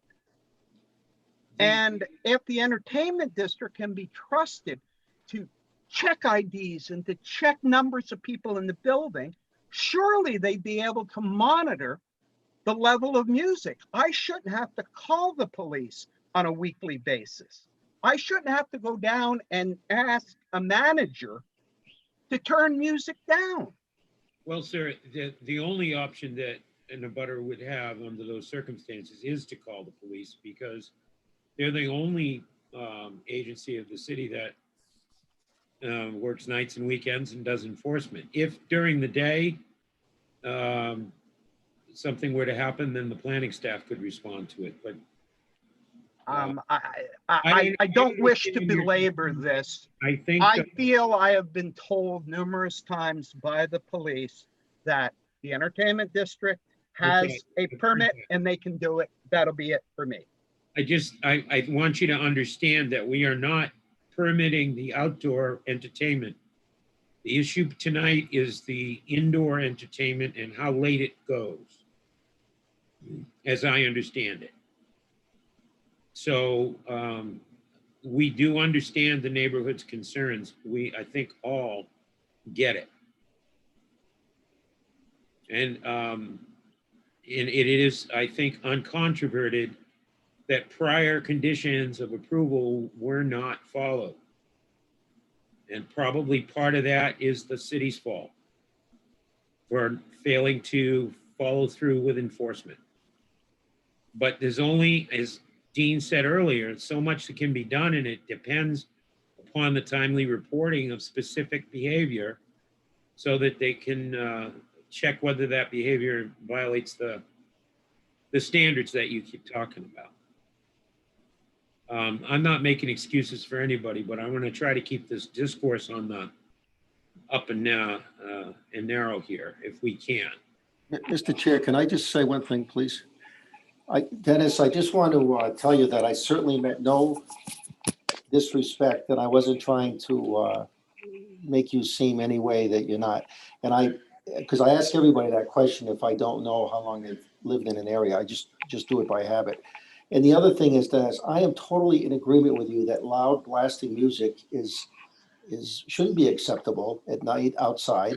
And my personal opinion is the louder the music is, the worse it is. So as far as the talent is concerned. So I agree with you on that, but that is something that should be addressed, I think, to somebody else, like the chair just said, as far as the outside entertainment. Thank you. You bet. And Mr. Sinclair, thank you. I appreciate that. Thank you, Dennis. Thank you very much. Okay, are there any other abutters that would like to be heard? There is one more. I will enable them now. All right, an abutter or a member of the public that hasn't spoken, waiting in the queue. Hello, my name is Diane. Oh, hi, Diane. Hello. I am not in a butter, but live in the neighborhood surrounding the area, and I've lived here for 38 years, so a very long time. And I can tell you, progressively, it's been louder and louder over the years. But I called in tonight because I just wanted to be sure, because I do know on days like today, where it's beautiful out, the windows tend to be open, and the music is a lot louder on the weekends when the windows are open. If you do allow this to happen, which I understand is he has a business to run, but the windows should be closed no matter what the weather conditions are. And it is tempting on days like today. Yeah. And secondly, I did call in because of that page that was attached to today's agenda about the outdoor stage. I happen to live in the middle of where two stages are being used at one time. They're within 100 feet from each other. I live in the middle. So I cannot sit outside in my yard when the two bands are playing at the same time. So I'm asking, is that stage, that second stage, just part of the COVID, and it's going to go away once COVID goes away, and this is not permanent? Well, we are not a board that permits outdoor stages. But there has been music at that second outdoor stage all summer. Right. That's not what's pending here. Is the expansion of the interior music. And I believe that the applicant has already stated his intention to insulate the second floor and install HVAC equipment so that the windows don't need to be open. Oh, well, was that clear? I was waiting to hear that. Do the windows not open? That is my understanding of what the applicant said. He will have an opportunity to clarify that. Okay. And I believe that Representative St. Clair asked the applicant point blank, and you won't be doing entertainment in that venue until that work is done. And I believe he answered in the affirmative. Correct. I did hear that. Yes. Right. So, but thank you so much for sharing your thoughts and your concerns. And I do not have a problem with the times either, but I do have a problem when it goes beyond 9 o'clock on a Sunday night, because by the third night listening to music, 9 o'clock is definitely a time when it should stop. Yeah, 2 stages on either side. That's a unique problem. Well, you can't sit outside. I have to go into my home. Well, I'm sorry, ma'am. One is fine. Absolutely, one stage is perfectly fine. Okay. Mr. Chair, we need a last name and address for that person, please. Sure. And could you give your last name and address for the record so that if they have any follow-up questions, the staff can reach you? Sure. Kazanowski, 9 Simpson Ave. Thank you very much for your time and for Welcome. participating in our public hearing this evening. Thank you. Are there any other members of the public or butters that wish to be heard on this application? There are 2 more. 2 more? All right. Well, whoever would like to go next, could you please identify yourself by name and address, please?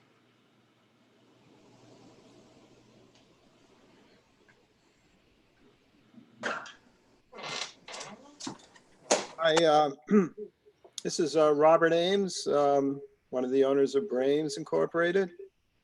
Hold on one second. You need to mute. I don't know how to mute it. Hold on, guys. Why don't you go talk and I'll take care of it. You go up. Sorry. We're switching up. We have 2 computers here. This is Mike Ames.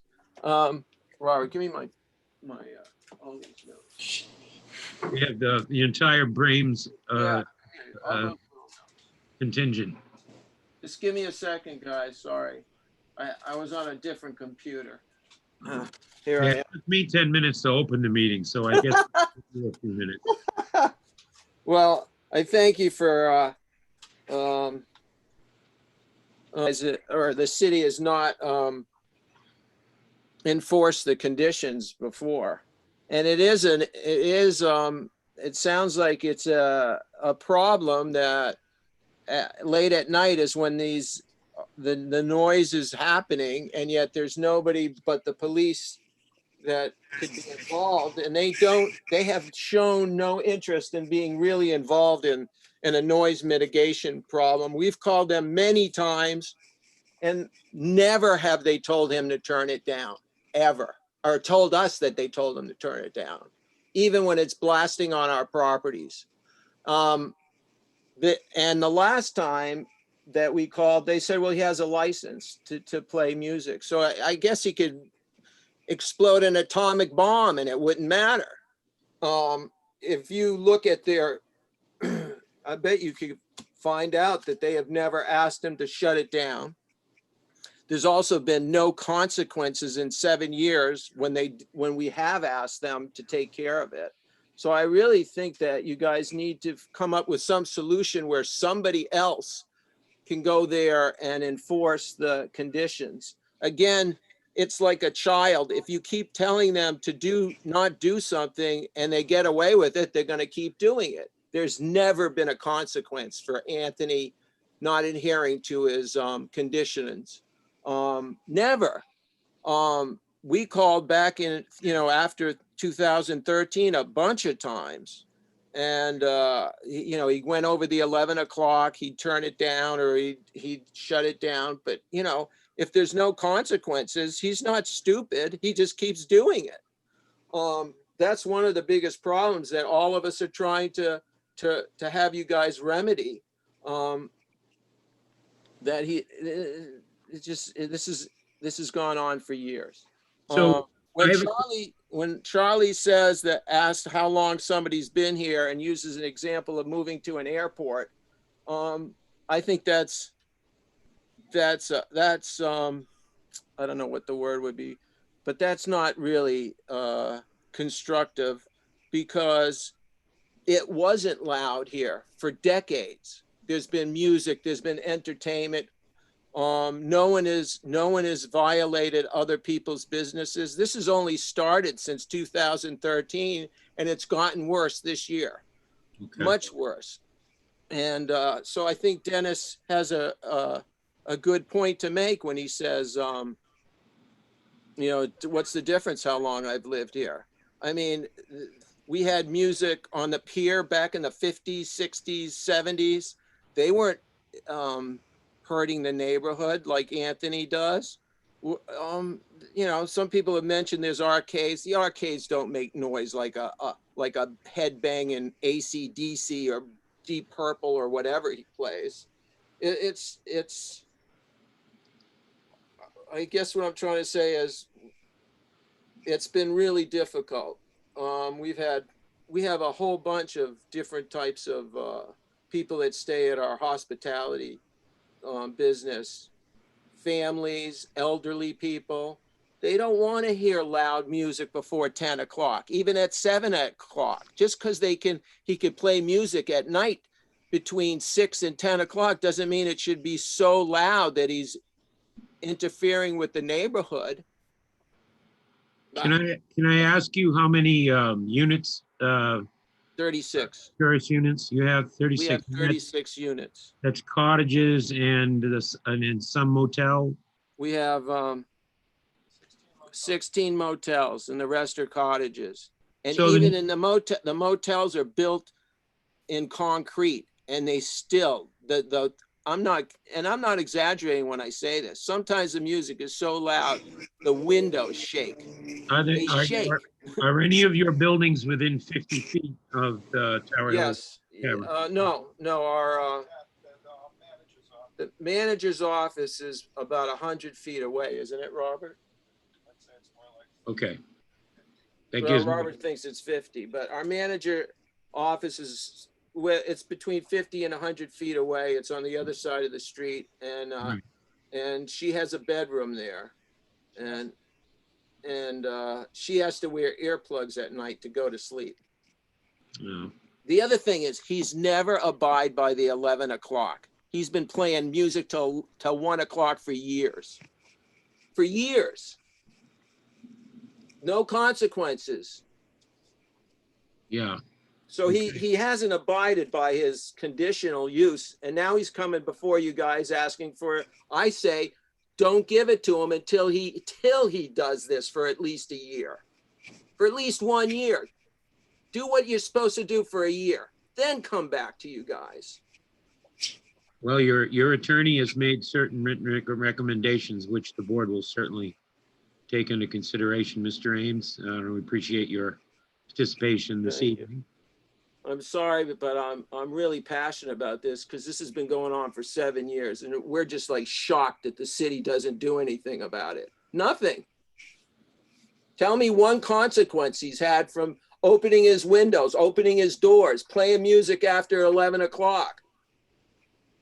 Look on the police records. Look at if they've ever done anything of any consequence.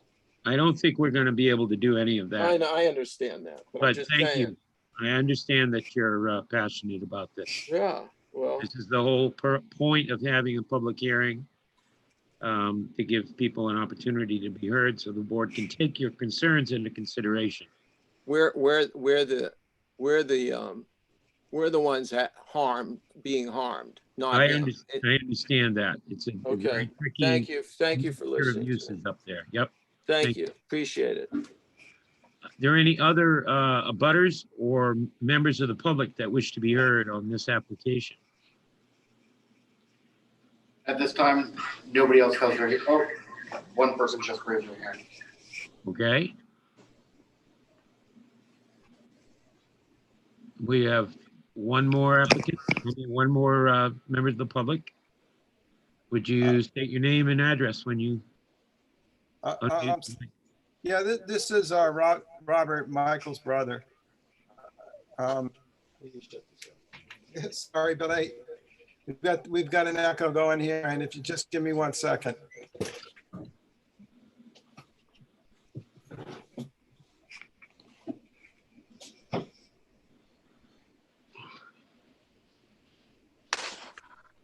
I think my brother Michael pretty much summed up most of what we're feeling. I just wanted to add one point, which is that I think if Anthony does what he says he's going to do, put in the air conditioning, put in sound insulation, put in windows that are sound insulating, and put in a double door system, I think he will definitely be able to meet the 50-foot requirement. I don't think, I don't think that there will be an issue if he does what he's supposed to do. Yeah. And our whole point, I think, everything that we've been talking about is we just want to see that done first, not before he gets approval to extend his hours, not after. I think Well, I'm it's sure the board is going to discuss it. clear that he needs to do the sound installation first, not later. And not as a condition, because we know that, because he's shown that he hasn't been able to go with conditions that were there previously. I think I'm just repeating everything you've heard, but I just wanted to put in my 2 cents. Thank you. Your 2 cents is duly noted, sir. Thank you. Would anyone else like to put in 2 cents, a dime, or quarter, or something? Any amount of change. Nobody else has to agree. Rob, there's no one in the queue? Nope. No one on the phone? No one hanging from the rafters in there? Okay, we're gonna close the public hearing then at 8:22 PM. And turn the podium over to our planning director.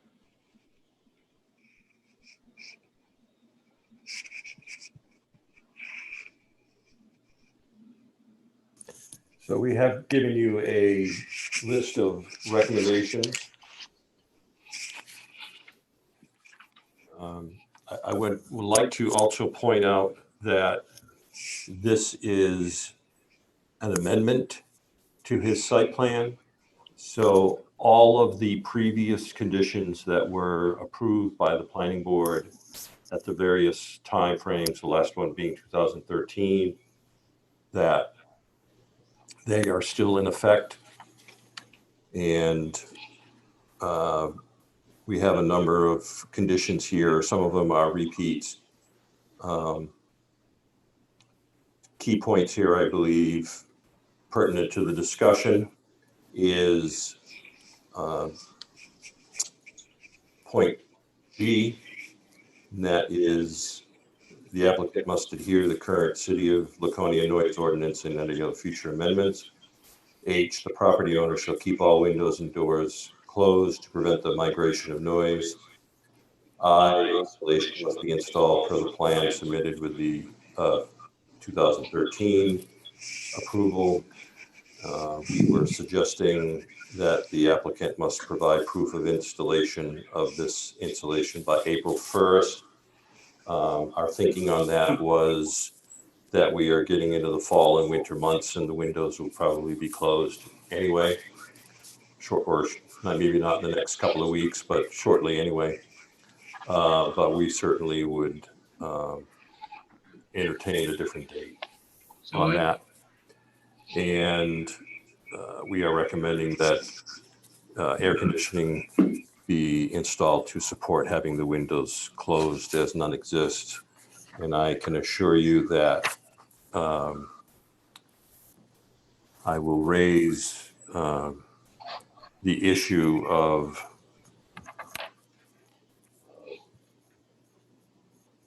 the police response with the city manager and the police chief.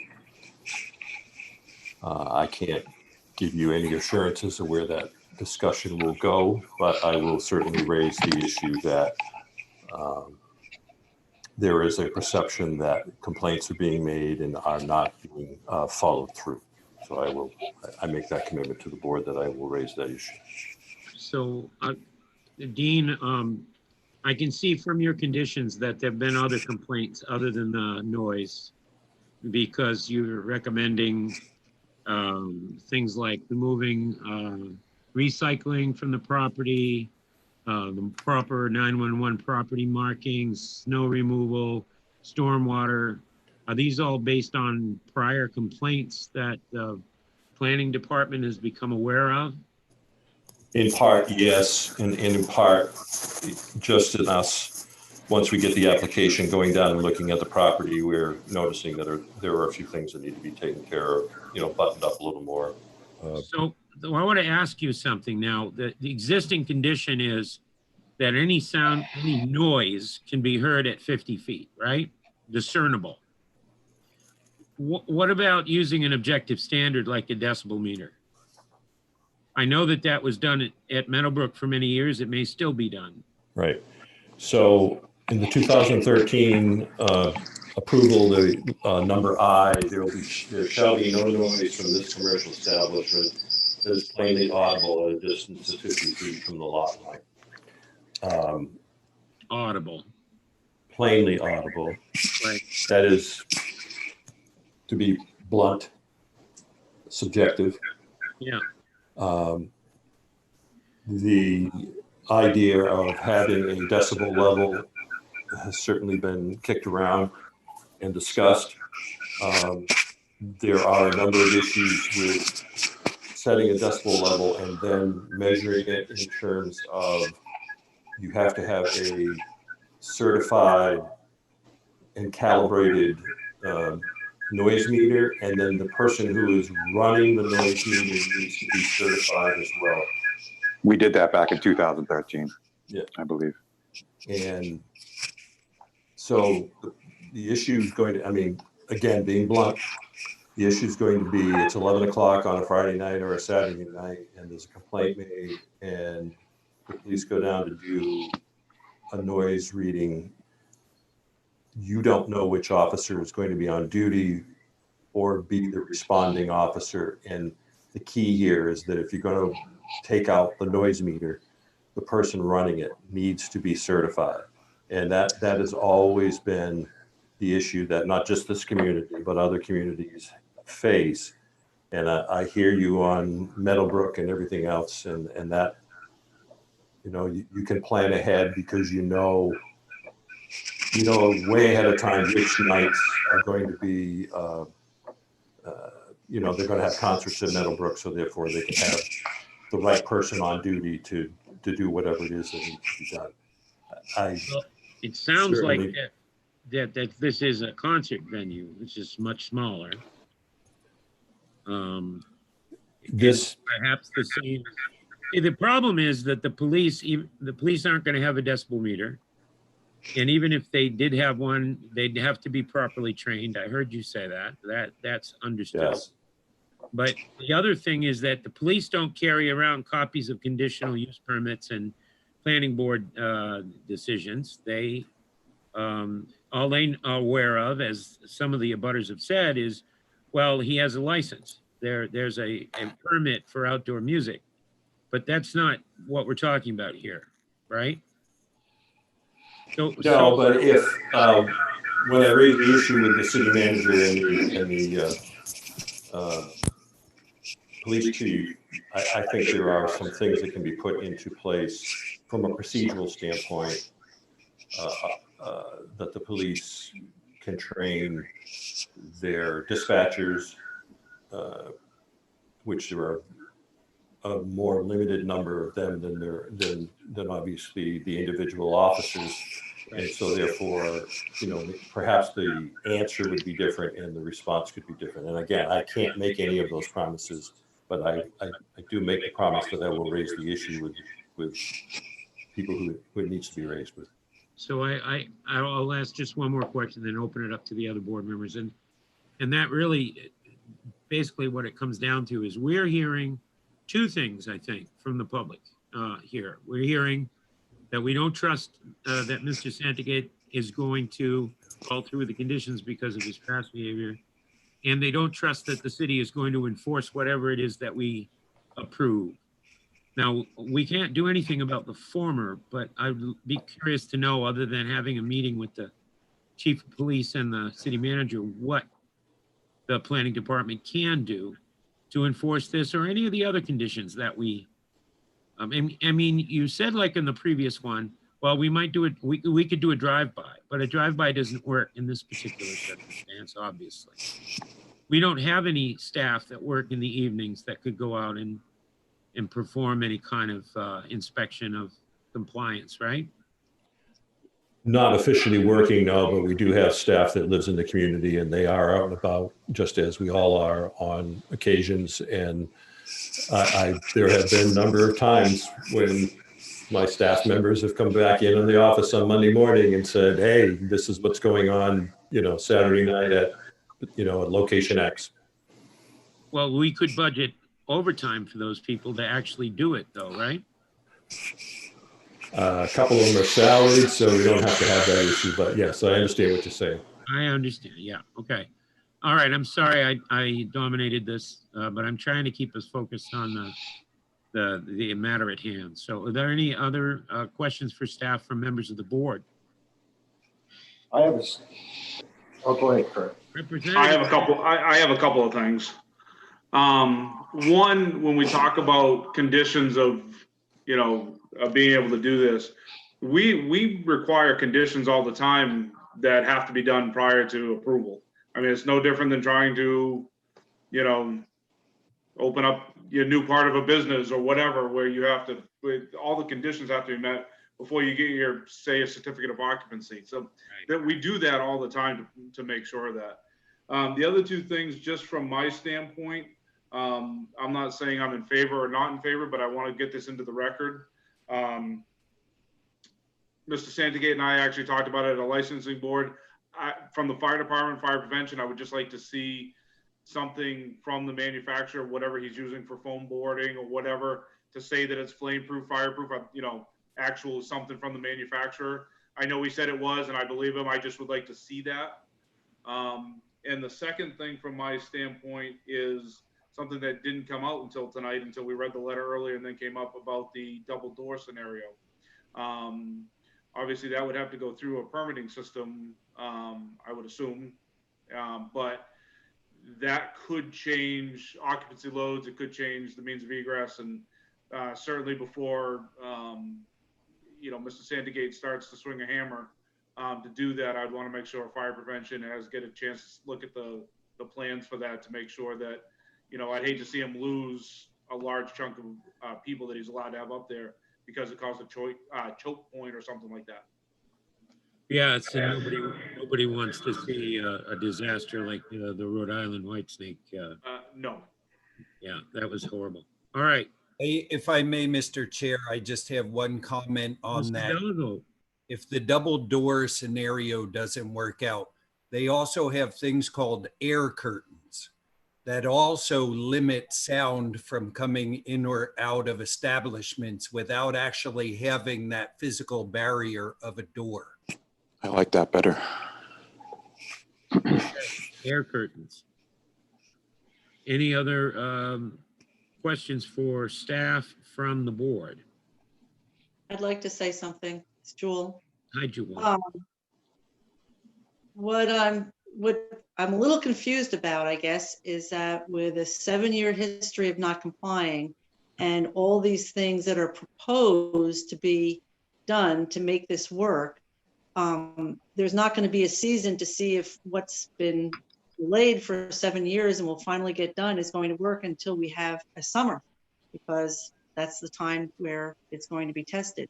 So I just don't understand how, you know, since there hasn't been, you know, a, you know, step up to be responsible and get the thing done in the last 7 years, and now to ask for more, it seems like we, the board and the neighbors the abutters need to see that the measures that he's going to take are going to work.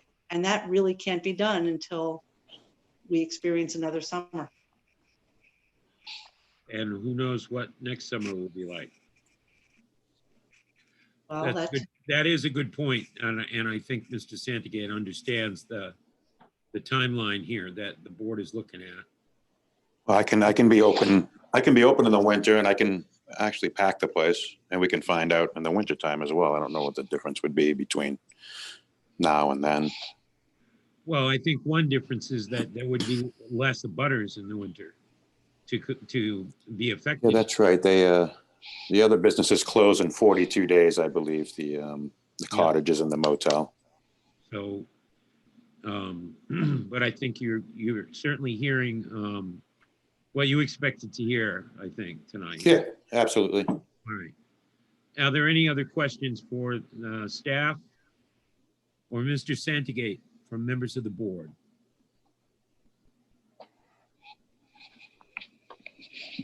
Any other questions?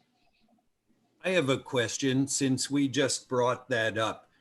Mr. Sandegate, if you are talking about going to a year round, Yeah. would you be willing, with the other conditions being met with the soundproofing and the HVAC systems and all that stuff, to try the 1 a.m. extension only during the winter months? Because there will be less residents around, but yet there will still be some full-time residents. Normally during the winter, they have their windows closed, but that way you have that winter period where you could have the extended hours, plus the people that are around there can see what the noise is going to be like outside with Yeah. windows That would closed. be that would be hard for me to agree with, just because summertime is where I make my money. And a lot of the business comes between 10:30 and 1 o'clock. So closing down at 11 o'clock, I would never even open the place, really. Okay. Are there Upstairs, any other anyway. questions for anybody about anything? So the question before us, obviously, is do we allow him to modify a site plan, the conditions of which he has not previously adhered to, right? And that seems to be the basis of the public objection that we're getting, that it's a matter of trust, I think. Mr. Chairman, can I ask another question to Mr. Santagate? Certainly, Chief. Anthony, what is your plans time-wise in either for the winter and as we move forward for the Big House property, as far as how late you're gonna, because the upstairs at Tower Hill is almost, it's not the same as Big House, I get it. Right. It's a different type of building, I understand, but,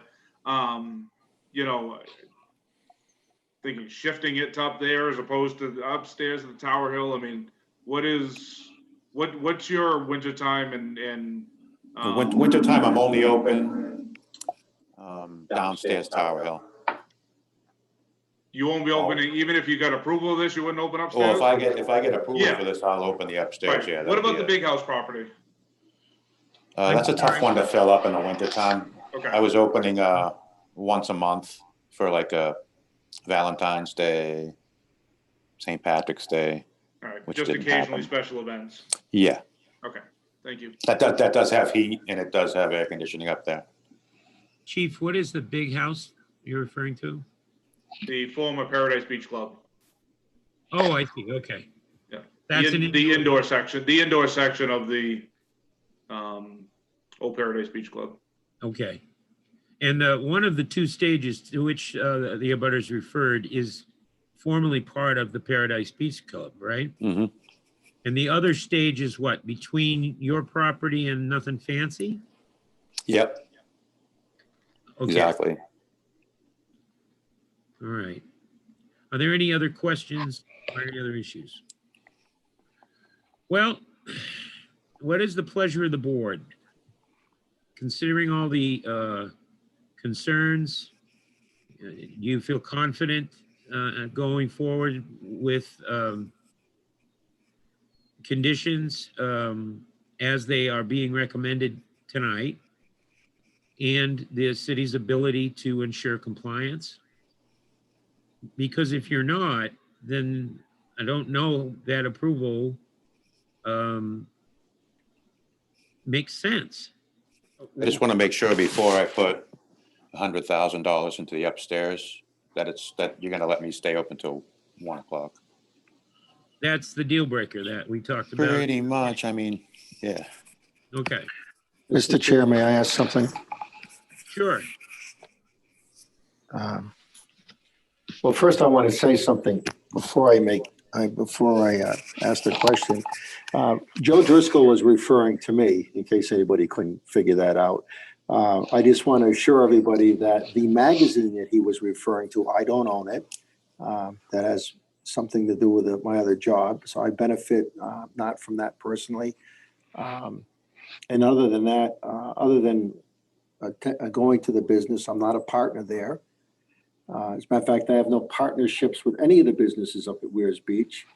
But I can assure the viewers, listeners, whoever, that I am very pro-business for Weirs Beach.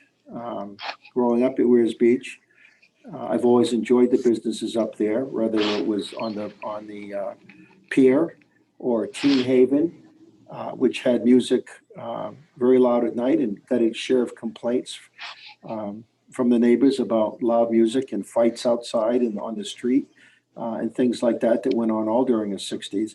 So I get all that, but I want to be clear with everybody that I don't have any partnerships with anybody at the Weirs, although there are times I wish I did, and I kind of wish I did own Motorcycle Week, but I don't. It's just a job. So I want to assure everybody out there that other than any conflict of interest being that I disagree with people on occasion, but that being said, my question to the board, and I guess to Dean and staff is that, is there a way that I realize Anthony's dilemma here, that he's afraid that he's going to put all this money into an investment, and at the end of the day, it says, okay, you've done all that, but we're definitely not going to approve the music inside being allowed to 1 a.m. like it is at other establishments up there now that have inside music. My question is there a way that we can make it somehow in concrete that he can go ahead and put all this money in, but when the testing is done, when the bands are playing or played at night, if it doesn't work, you can't do it until you make it work. And I don't know what the rest of the board thinks about that. I don't know how we would word that, or you would word that. But I think that's probably the solution that has to be done there. You can pour all this money into it, but if it doesn't work, it doesn't work. And unlike, I hate to keep going back over the last 7 years, and I understand the complaint and the aggravation of the neighbors up there, but somehow this has to be ironclad like that. Put the money into it, but if you don't do it right, it's not going to happen. It's a lot of money. Yeah, I guess I'm looking at you, Dean, or somebody for this. It is a lot of money, and we appreciate that, sir. What the board must do is weigh the concerns of the public and in the immediate neighborhood with your legitimate concerns about being able to run a profitable business, and we get that. The only way that the board can approve an application under these kinds of circumstances is where the applicant is demonstrating a willingness and an immediate ability to follow through with the conditions that are imposed. And I think one of the problems right now that this board is having is that it seems uncontroverted that you didn't comply with the conditions of your original approval from 7 years ago. Mm-hmm. So that would certainly lead any member of the public and certainly some members of this board to question the efficacy of granting you even an amendment to a site plan that you never complied with. And I mean, if you ask us to put it to a vote tonight, you may not like the result because of that. Is there some way you can make this a more airtight plan and bring it to the board in that fashion? In other words, promises are promises, you know? I mean, I could talk to you till you blue in the face, but it's not going to be addressed until I finish and we do the sound. What I'm getting at, though, Anthony, is that what we have before us is pretty much an unprofessional presentation. We don't have any detailed plans or technical drawings or any specifications of the materials that are to be used and how right here. it could be correctly. Well, we don't have that. I see. Us this evening is what I'm getting at. Yeah, I understand. Well, I just kind of wanted to feel it out and see what was going to happen. Well, has the staff had the opportunity to review the technical details of the sound? Not yet. Okay. And it doesn't sound like you have a plan, as the fire chief was talking about, for the emergency access and egress of that second floor. So perhaps it would make sense for you to come back to us with some more technical details and investigate how can the police enforce a noise complaint against a business owner in the Weirs? Yep. There has to be some mechanism where that works to the satisfaction of the public and still, because if you want to operate this business until 1 a.m., then you're going to have to abide by all those conditions and be subject to being shut down by the police if you don't. And Yep. you know what I'm saying? Yeah, I do. I'm trying to be as open about this with you as I can. No, I love it. Um, I was hoping to stay open till 2 o'clock too, if it's possible. I'm just kidding. I think that might require a change in a certain statute or two. But Mr. Chair, yes, Representative St. Clair. could I make a motion? No, I've just been told not to make a motion. I just want to, I think I know where you're going, so I want to say something before you do that. In the 2012-2013 timeframe, when this came up originally, there was a sound engineer hired. There was a plan created. The sound engineer report is like a half-inch thick. I believe that it's the applicant's intention to follow that plan. So I want you to be aware that that's there, and that's part of that original 2013 approval. The issue is going to be, from a staff standpoint, is we have no expertise on sound engineering. We would, in order to make sure that the installation is installed correctly, that it's going to do what we think it's going to do, or the sound engineer thought it was going to do, is, we would have to hire a third-party person to confirm that what's being done is either to the plan or is going to do the job.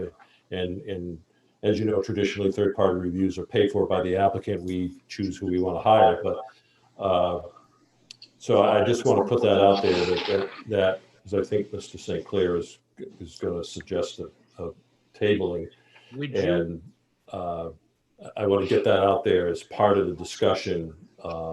We certainly can work with the applicant over the course of the next month to, or however long it takes to work this out, and come back with something that maybe the board is a little more comfortable for. Now, having said that, I fully appreciate and understand the concern that has been expressed by the abutters and by the chair just recently, just a moment ago. And from a planning staff standpoint, we're not advocating one way or the other. The applicant has made the request.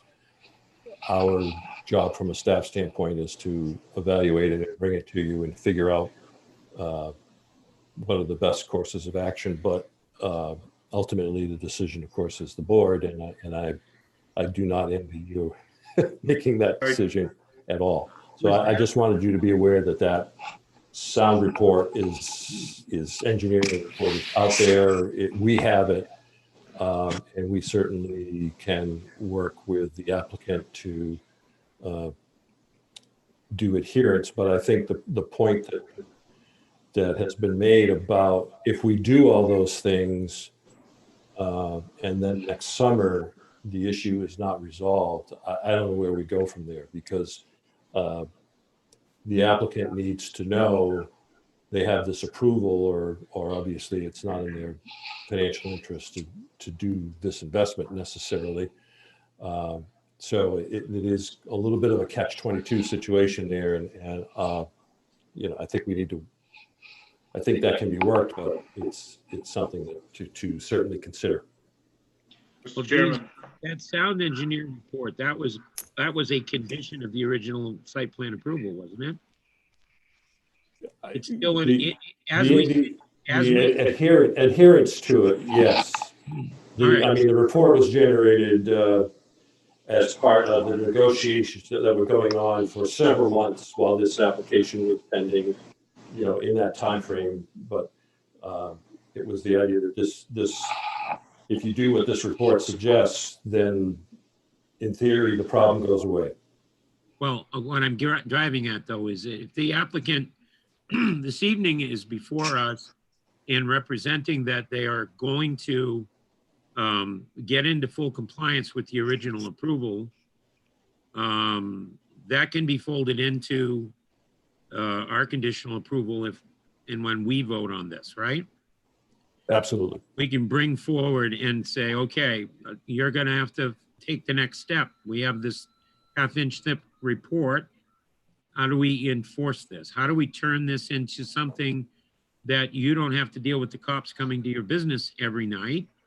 And at the same time, the neighbors don't have their guests checking out early because of the noise. And it is a tight fit up there, and it is a mixed-use development. And it is indeed, as Representative St. Clair has said, it's in the commercial resort district, but that doesn't mean it's the Wild Wild West either. It has to be a certain degree of regulation.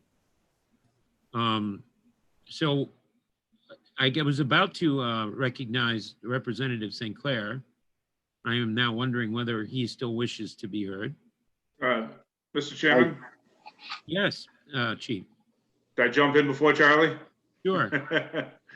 I think that, in my opinion, because I sit on the licensing board as well, and we had an 1.5 hour long meeting a couple months ago about these concerns. We're well over an hour now on concerns here. So obviously, I think we have to make sure that we're doing our due diligence with, with these complainants as well.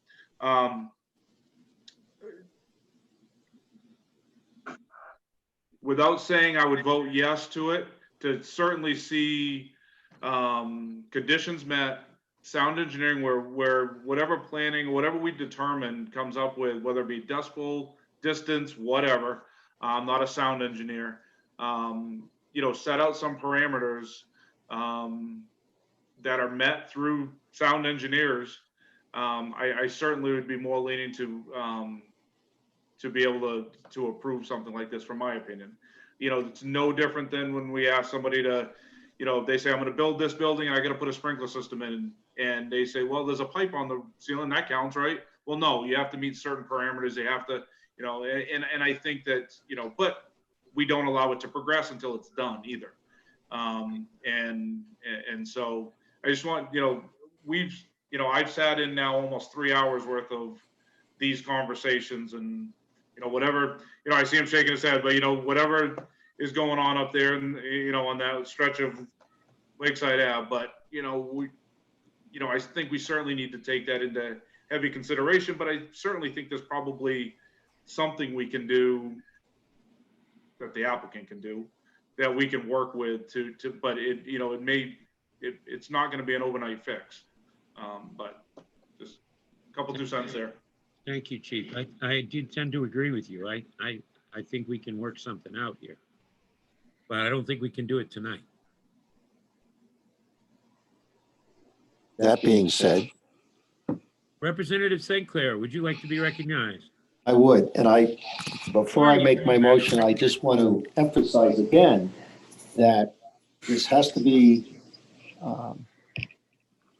good for everybody as much as possible. And again, the residents up there have concerns, and it's going to be up to Anthony to mitigate his sound as much as possible, or as much as demanded of to get through all this. Again, I'd like to make a motion, Mr. Chair, to table this at least until the next meeting, with the hope that staff and the applicant will get together and work out all the details so that this could be brought back to the next meeting and acted on. If not the next meeting, then the meeting after that. But either way, I want to table it.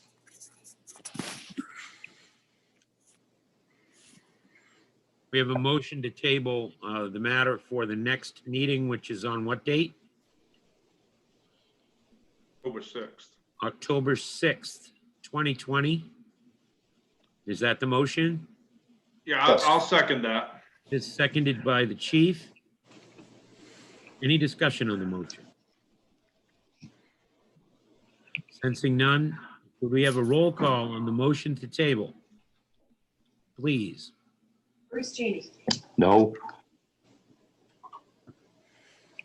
Carolyn Craig. Yes. Mike I'll Ogier. favor the motion. You will. Favor it. Rich McNeil. Yes. Kirk Biati. Yes. Stacy Susie. No. Jewel Fox. Yes. Brett Bellerbo. Yes. And Peter Burnett. Yes. I believe the motion carries. Yes. So the matter has been tabled to the next meeting of this board.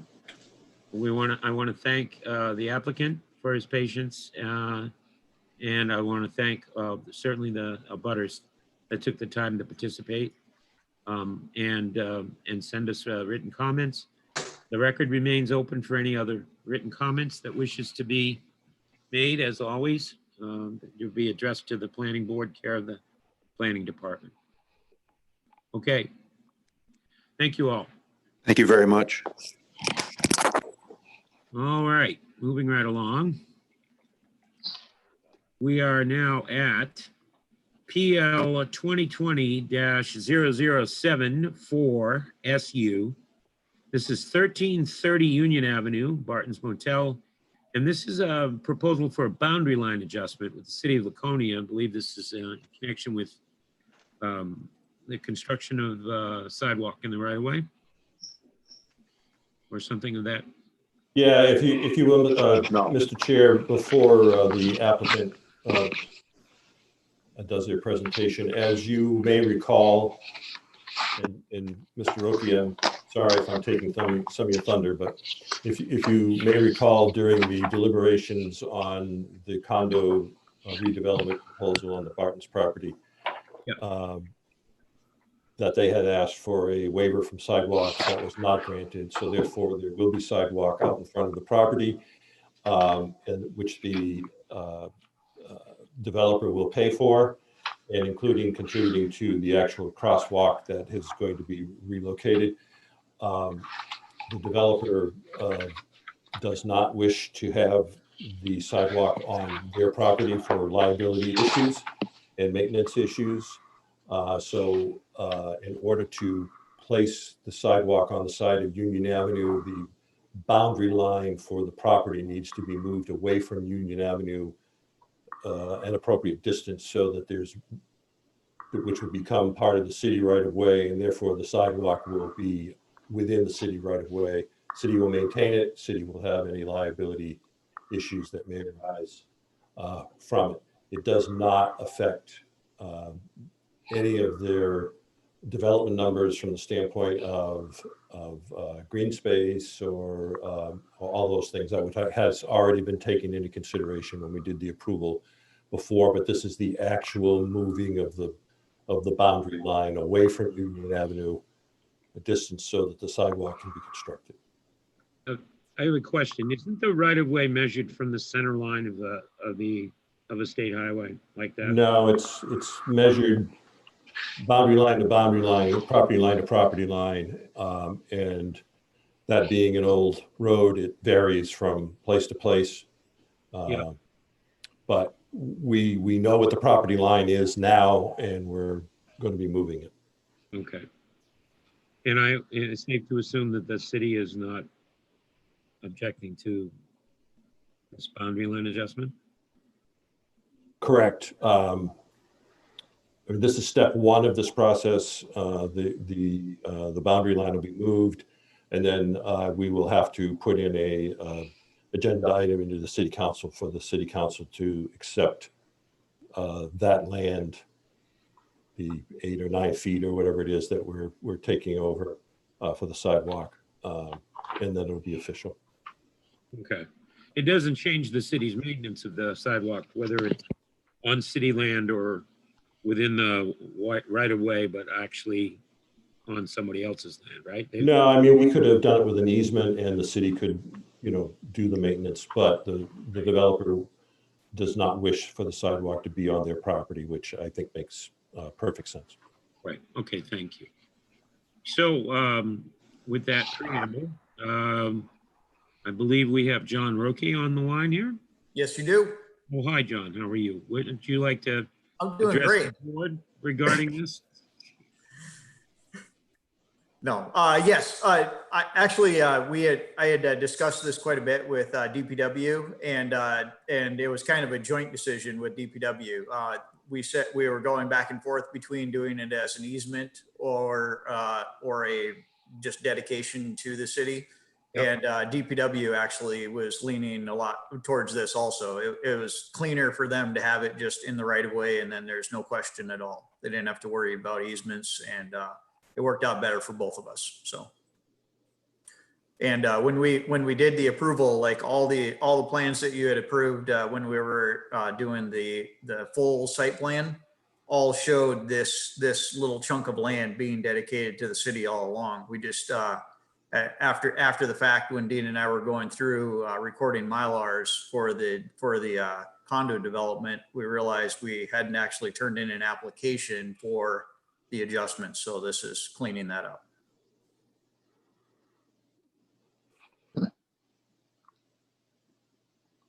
So did you say a plan has already been signed or?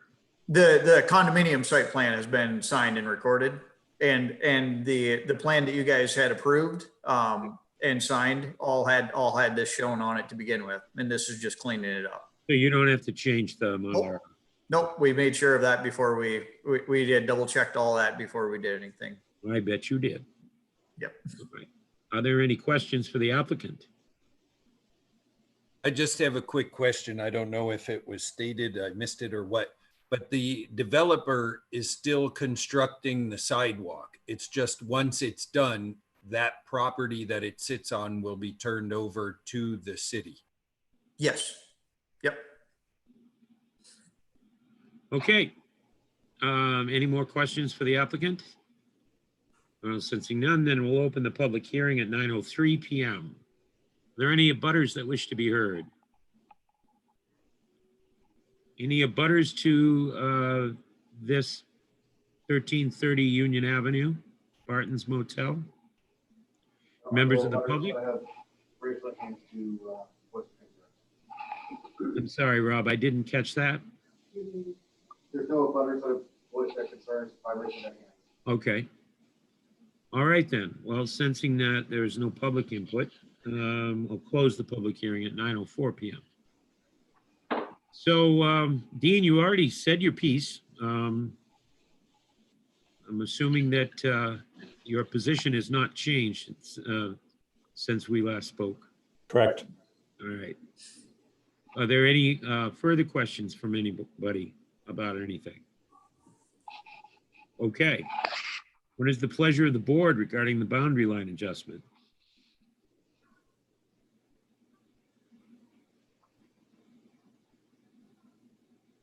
All right, it's Brett here again. Brett here again. I'm gonna make a motion that we approve the boundary line adjustment suggested in PL 2020-0074 SU for Barton's Motel. All right, we have a motion to approve the boundary line adjustment. Is there a second? Second. Was that the Representative St. Clair? Yes. All right, we have a motion and a second. Any discussion on the motion? Sensing none, we'll have a vote by roll call, please. Bruce Cheney, Yes. Skylar Sinclair, Yes. Mike Delavecchio, In favor. Kirk Biati, Yes. Stacy Susie, Yes. Joel Fox, Yes. Brett Bellwood, Yes. and Peter Burnett. Yes. All right, the motion carries. Thank you very much. We have taken care of that matter. The boundary line adjustment duly recorded. Thank you. Hasn't already been, I don't know. Nope, you're good. Thank you very much. Yep, no problem. Next, we move on to PL 2020-0072SU, 85 Zion Hill Road, Lakes Region Bible Church. This is in the area or off the end of Clark Avenue. It abuts that area. It's a proposal to subdivide what is now one lot into 3 and a waiver request regarding sidewalks. And do we have an applicant? Yeah. My name is James Rhodes. I'm the recording secretary for Lakes Region Bible Church. Thank you. All right.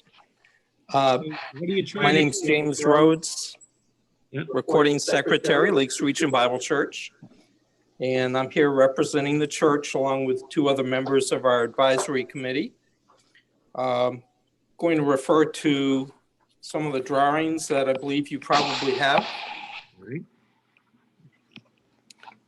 The first one shows the property as it's existing currently, which is an overhead view, and that would be lot 10, which consists of 23.67 acres, has our church building, a maintenance building, and 2 log homes. We're proposing to, on the next drawing, shows a subdivision of taking the main lot and making that 16.71 acres, which would be the church and the maintenance building and that property. The access to it would be on the road that we had built, Zion Hill Road, which has a road frontage on Union Avenue. The 2 new lots would be lot 10.1, which has one of the homes plus, that would be on 0.64 acres. And the other lot would be the other home that would be on 6.32 acres. Both of those homes would utilize a shared driveway, and their road frontage would be on Clark Avenue. Now, we did have some easements drawn up into the deeds for those 2 new lots, and you can see those better on the last drawing.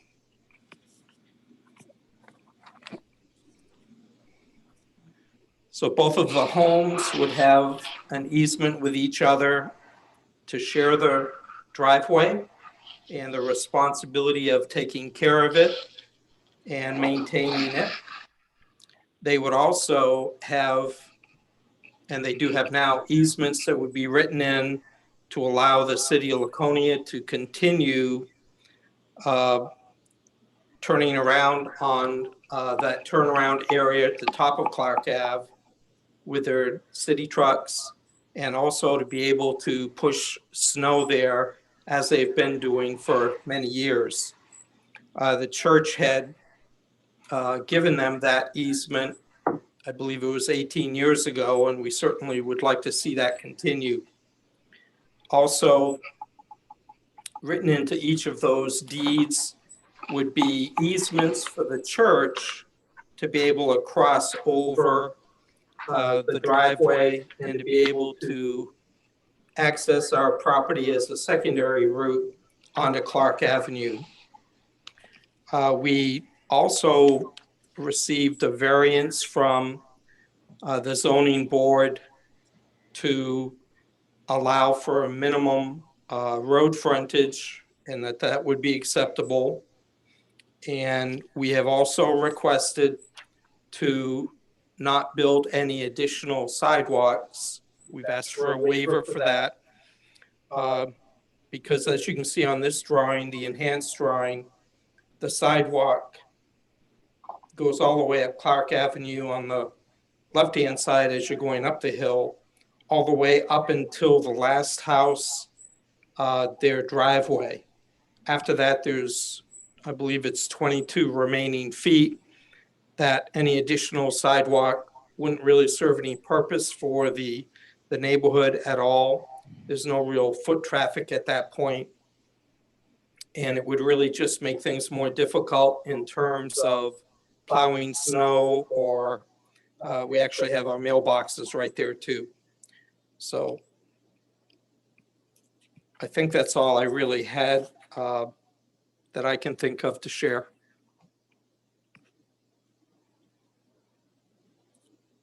Can you discuss the history a little bit here? If I recall, this isn't your first attempt to do a subdivision up here, and it might help the board and the public to understand why, what unique problems you're having up there that you're trying to solve with this subdivision. All right. Yes. What we would like to do is, with the 2 lots and the 2 homes that are subdivided, we'd like to put them up for sale so that we can reduce the indebtedness that we have with our mortgage, and certainly would also have the effect of putting that property back onto the tax roll where we're a nonprofit. The other issue that we had when we came before the board last year was we were going to be required to build a hammerhead up on where the current turnaround section is. And that turned out that would be a very expensive proposition. We get quotes between $100,000 and $200,000. So it made it simply impossible for us to pursue that. The other hurdle that we encountered, one of the homes, the one on the right-hand side going up the hill, had been the home of our former pastor, who he had been an investor in that. And we needed to settle with him on what he had put into the home. And we did do that this fall, or this spring, I should say. So those are the reasons that we had to withdraw our proposal last year, but we're certainly looking forward to being able to move forward with this. All right, well, thank you. That was very concise. Are there any questions for the applicant? All right. Well, then at this point, I guess we will open the public hearing at 9:13 p.m. Are there any members of the public or abutters that wish to be heard regarding this subdivision? Any abutters? Mr. Moore, do we have anybody in the queue? Currently, there's nobody in the queue and nobody has their hand raised to contribute. Okay. All right, well, sensing that there is no, a second. There we go. We'll close the public hearing at 9:14 p.m. And what is the staff recommending here? Mr. Rhodes has done a wonderful job of summarizing what the proposal is and why they are where they are right now. As he mentioned, the zoning board has already granted the variances for carrying out the plan. We have had a number of discussions, staff has had a number of discussions with DPW and fire about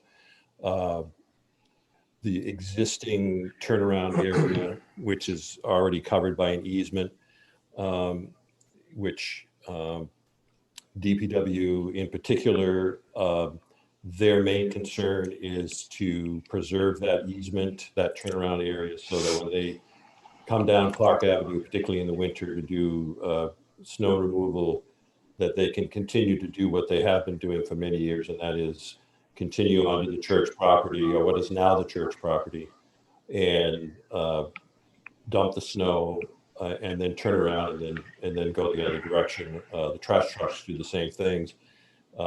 Fire just wishes to have an area where if they need to, they have an emergency at the end of Clark Road, Clark Avenue, that they can go down and carry their equipment around. And everyone has looked at it, the present turnaround area, easement area accomplishes all that. And so therefore that is being maintained. That is one of the easements that we required the applicant to produce. They also have the other easements concerning the use of the driveway for the two new properties and for the church to use it as a secondary entrance to their property. There is a gate there for the church, and they will continue to have that. But basically, the two homes exist, the driveway exists. The residents drive down the end of Clark Avenue, go up the driveways to their homes. None of that is changing. We're just formalizing it to reflect what's been occurring for a number of years. We have reviewed the easements. The language is been approved. And this is relatively straightforward from a standpoint of they got to go out and do the monumentation. The surveying has already been done. So this is pretty straightforward approval, we feel. Can you talk to me about the sidewalk waiver, please? Yeah, as we saw on the plan, the sidewalk on Clark Avenue gets almost to this property, not quite.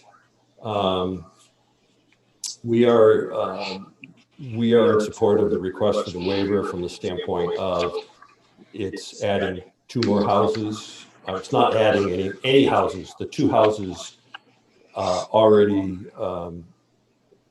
are making do with the sidewalk that exists, and so it's not like we're adding two additional houses. They already exist, and so we're not adding any additional pedestrian traffic. I don't feel that it's necessary to extend that sidewalk for however many feet it is to the property line. I don't think that accomplishes anything. So it would be, the issue is not extending sidewalks along the existing driveway. It's extending Clark Avenue to the beginning of the driveway? Correct, because that's the end of the street. And their frontage, normally would require the sidewalk to be on the frontage of the property. Their frontage is going to be, the two lots are going to share the 50-foot right of way, so they're each going to get 25 feet, and there's a very wide driveway at the end of Clark Avenue, so there really is no opportunity to put additional sidewalk across the frontage of the two properties, because it's essentially going to be all driveway. So it's really talking about the 20 or so feet from the end of the current sidewalk to the front of the property line. Thank you, Dean. Are there any questions for Mr. Trefethan? All right. What is the pleasure of the board? Don't make Brett make all the motions. Yeah, I'll make the motion to accept. I'll make the motion to accept this. PO 2020-007 2SU for 85 Zion Hill Road. To approve? To approve.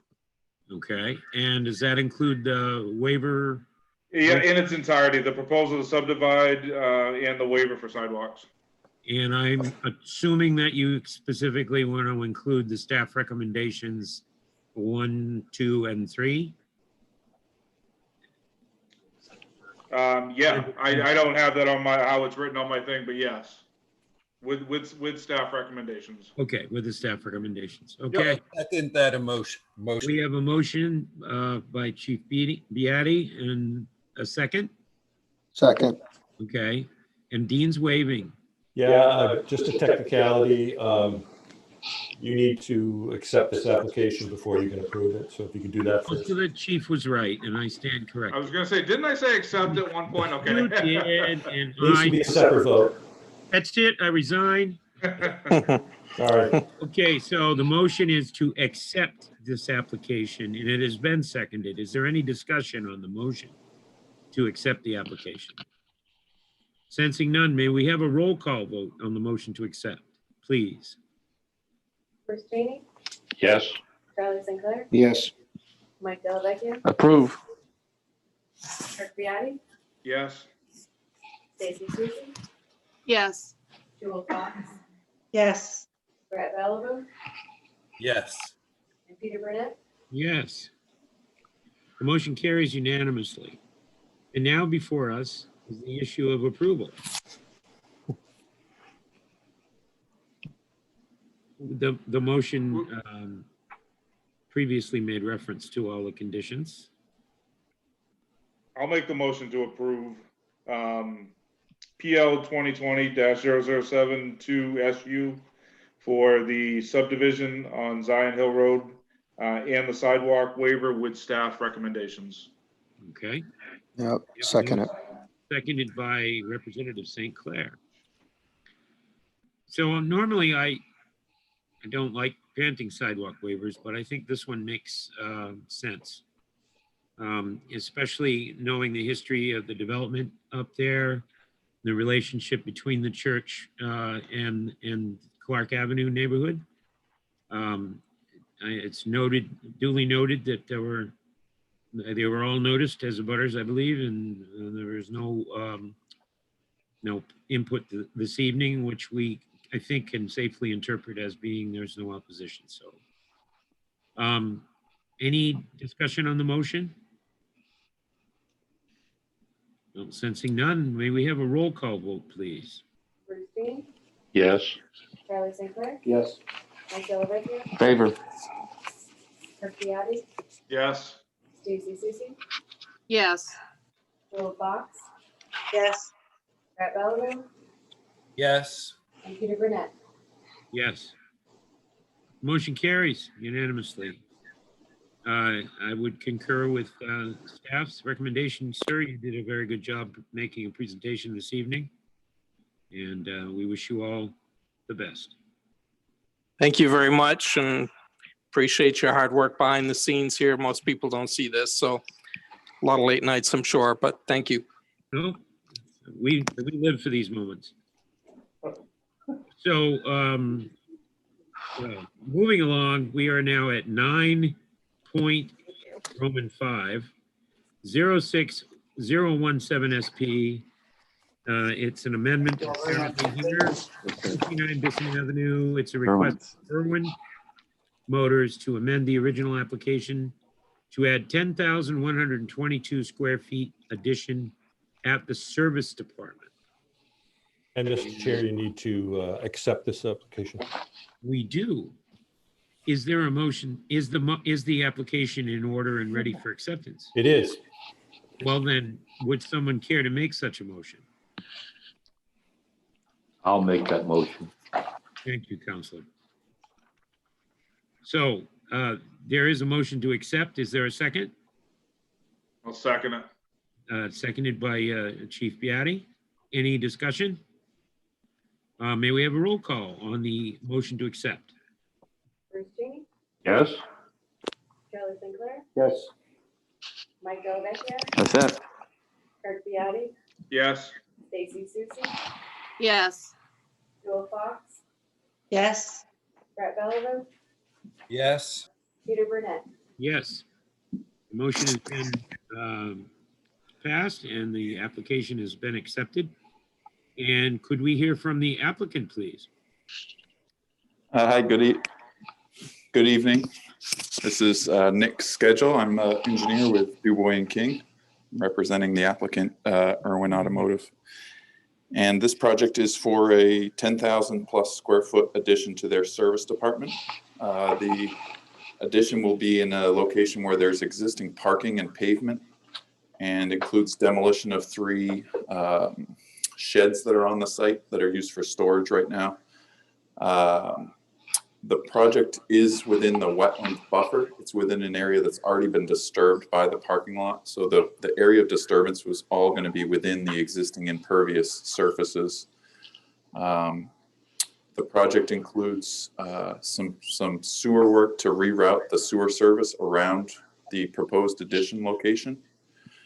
A new sewer service for the addition where there'll be a floor drain that discharges to an oil water separator.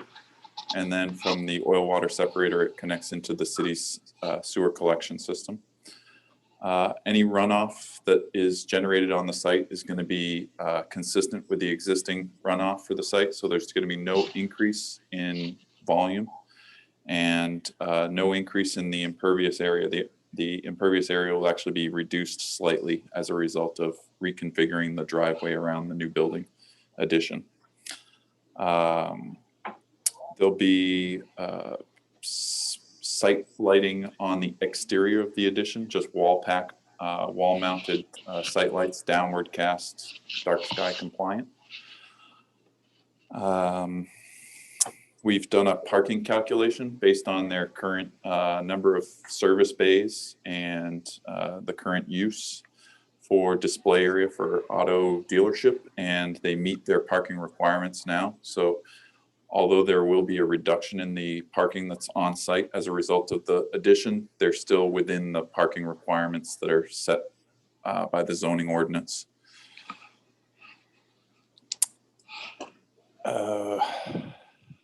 That's pretty much it. They want to add space to serve more, do more service on vehicles.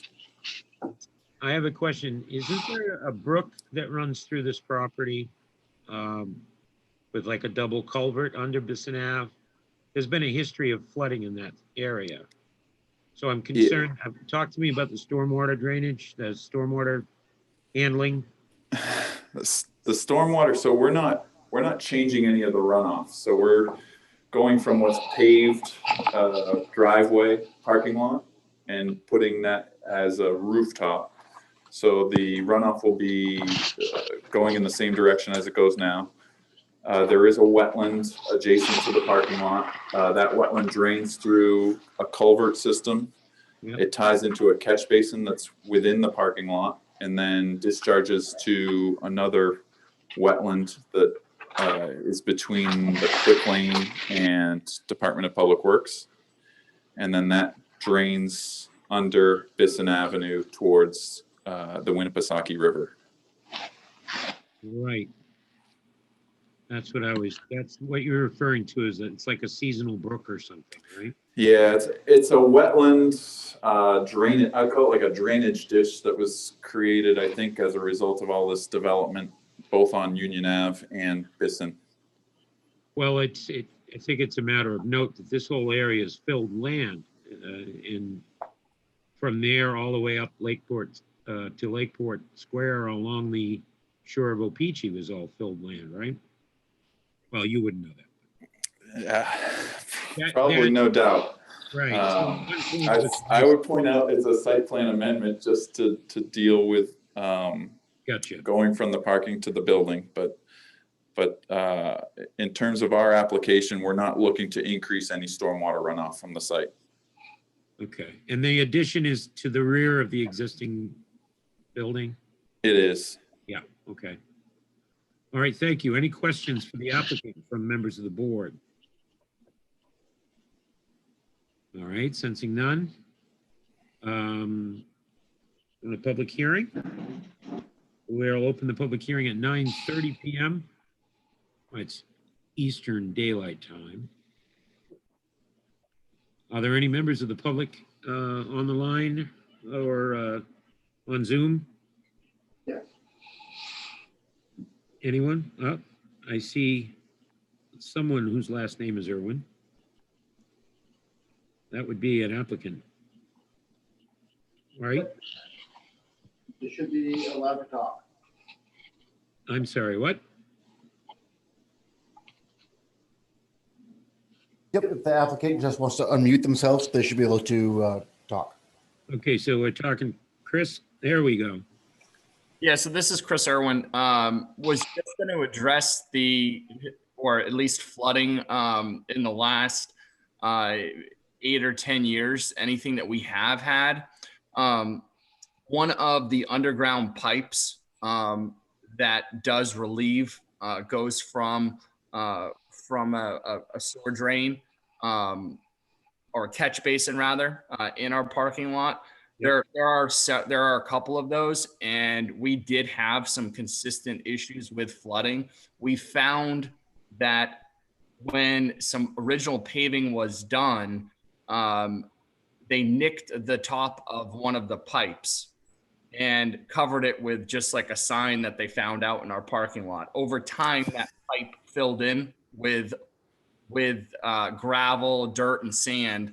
And we could never figure out until we snake-eyed the pipe. We could not figure out what it was. We thought that originally the flooding was that additional runoff was directed from the project they did several years ago on Union Ave. We could never figure out what it was. So that at least speaks to any of the flooding that we have had over the last 8 or 10 years. Did you say that somebody took a sign that they found on the site and used it to cover a hole they put in a drainage feature? That's 100% correct, yes. Well, isn't that something? It was very cute. Okay. Anybody else want to be heard on this? Thank you, Mr. Irwin. No, thank you. All right, so I guess there's no one in the queue, and we can safely close this public hearing at 9:32 p.m. So what does the staff make of all this? So as the applicant indicated, there really is no change in pervious area here. We're going from pavement to roof, and they are collecting the water on the roof and directing it to the same place that the current drainage of the pavement goes to. So there's no change in amount of runoff from this development. Okay. So given that, we have a couple of, if you look under section 2, Public Works has a couple of things that are related to stormwater that is part of the agreement that's been reached for the applicant. And the rest of it is the boilerplate language that we have for most commercial development approvals. There's nothing unusual there, but we do have a couple of things here concerning there's some in-floor drains in the current building, and there will be an in-floor drain in the new building, and the most of the water that will be generated into those floor drains is generated on site and is metered water, so therefore it's appropriate for it to go into the sewer collection system. So DPW is agreeing to have those floor drains hooked up to the sewer system. So that's what Mr. Skagel was referring to about the oil water separators. They then discharge into the sanitary sewer? Correct, yeah. And if I can say, that will require a permit through the Winnipesaukee River Basin Program, which is also signed off by Public Works. Well then. All right, any additional questions for staff or for the applicant from members of the board? All right, sensing none, then would someone care to make a motion?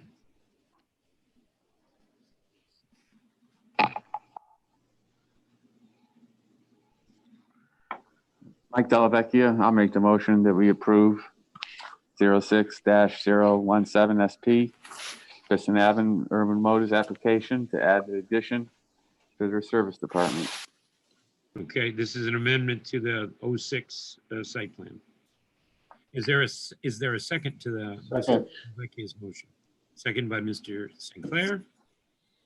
Any discussion on this motion? Well, sensing none, then I would ask Ms. Graham to give us a roll call vote. Bruce Cheney, Yes. Tyler St. Clair, Yes. Mike Delvecchio, Favor. Kirk Deity, Yes. Stacy Susie, yes, Jewel Fox, yes, Brett Belvin, Yes. Peter Burnett, Yes. Rich McNeil. Yes. Thank you. The motion carries unanimously. We'll thank the applicant and Mr. Skegel for their time. Thank you. Moving along now to You got it in there. application acceptance. We have a couple of matters here that are only before us this evening for acceptance, if I'm not mistaken. Make a motion Okay, or so second it. And is there I'll a- be in favor when it comes to the somebody vote. mute the somebody's talking there with the mic not muted. I'm sorry, Peter. Just asking Charlie a question here. Oh, okay. 10.1 PL 2020-0077 SP and 0078 CUP wetlands. This is 360 Court Street. It's a proposal to construct a 4-bay garage to house existing tractor trailer transport.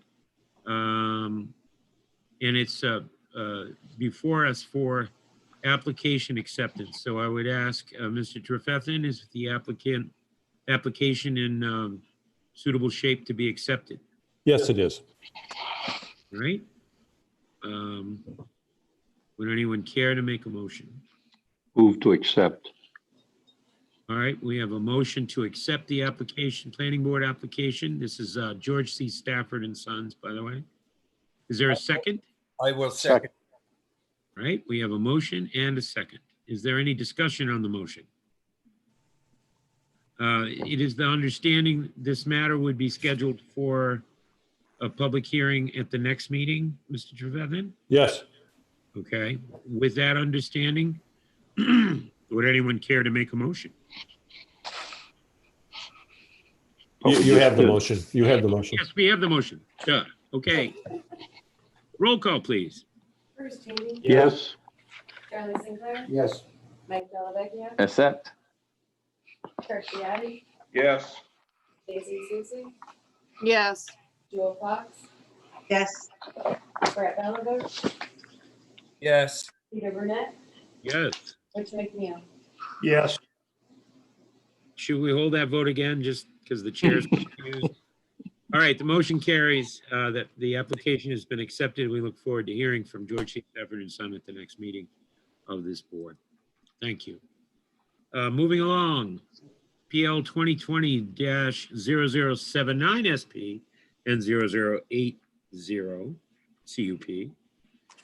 63 Blaisdell Avenue, Irwin Marine's boat storage proposal to construct a driveway, stormwater and wetlands mitigation for a future building in Guilford. So for those of you that aren't familiar with the property lines of this town line runs right basically through the development, the area under consideration.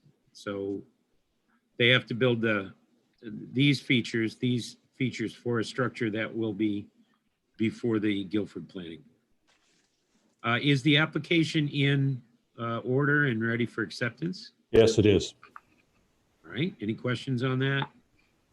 Sensing none, would anyone care to make a motion? Moved. So moved by Councilor Cheney. Is there a second? Second. A second by Chief Bayani. Any questions? Any discussion? Sensing none, may we have a roll call, please? Bruce Cheney, Yes. Charlie Sinclair, Yes. Mike Delvecchio, Approve. Kirk Deity, Yes. Jewel Fox, yes, Brett Belvin, Yes. Peter Burnett, Yes. Rich McNeil. Can you say that again? Rich? Yes. Yeses, yes, okay. Correct. yes, Everybody? Oh, I'm sorry. All right, so everybody voted yes. So it's unanimous. The motion carries. And thank you very much for everything. Does the planning department wish to make any kind of, or is there any new business? There's no new business. I'm not going to get into it. All right, any old business? Any monkey business? Is there a planning department report? Speaking of monkey business. Not Sir? at this time, no. No, he's going to defer to a later date. Correct. All right, our attention will be riveted. The liaison reports, Rob, anything from LRPC? Next meeting is September 28th. Okay. How about conservation? There was a lot of discussion on the Woodvale property, but we already went through all that. Yep. The Laconia Airport has 4.2 acres that they're impacting, but 0.36 is in Laconia. And they are doing a joint thing with Guilford to, it's gonna be a lot of clearing. And then they saw Court Street and it was good news there for the demolition. Yep. So are you still a member of the Conservation Commission? I am not. Oh, okay. Well, are you happy to serve as our liaison? I very much am. Okay. Did I say that right? That's a French word, right? Yes. City Council. Council Cheney, anything you'd like to throw out there? No, not. I see that Councillor Susie has been seated as a member of the planning board. He was on the list that was distributed. Is that correct? I'm sorry. He was recommended as an alternate to the. Oh, as an alternate. Okay. All right. Well, we'll look forward to seeing him at a future meeting.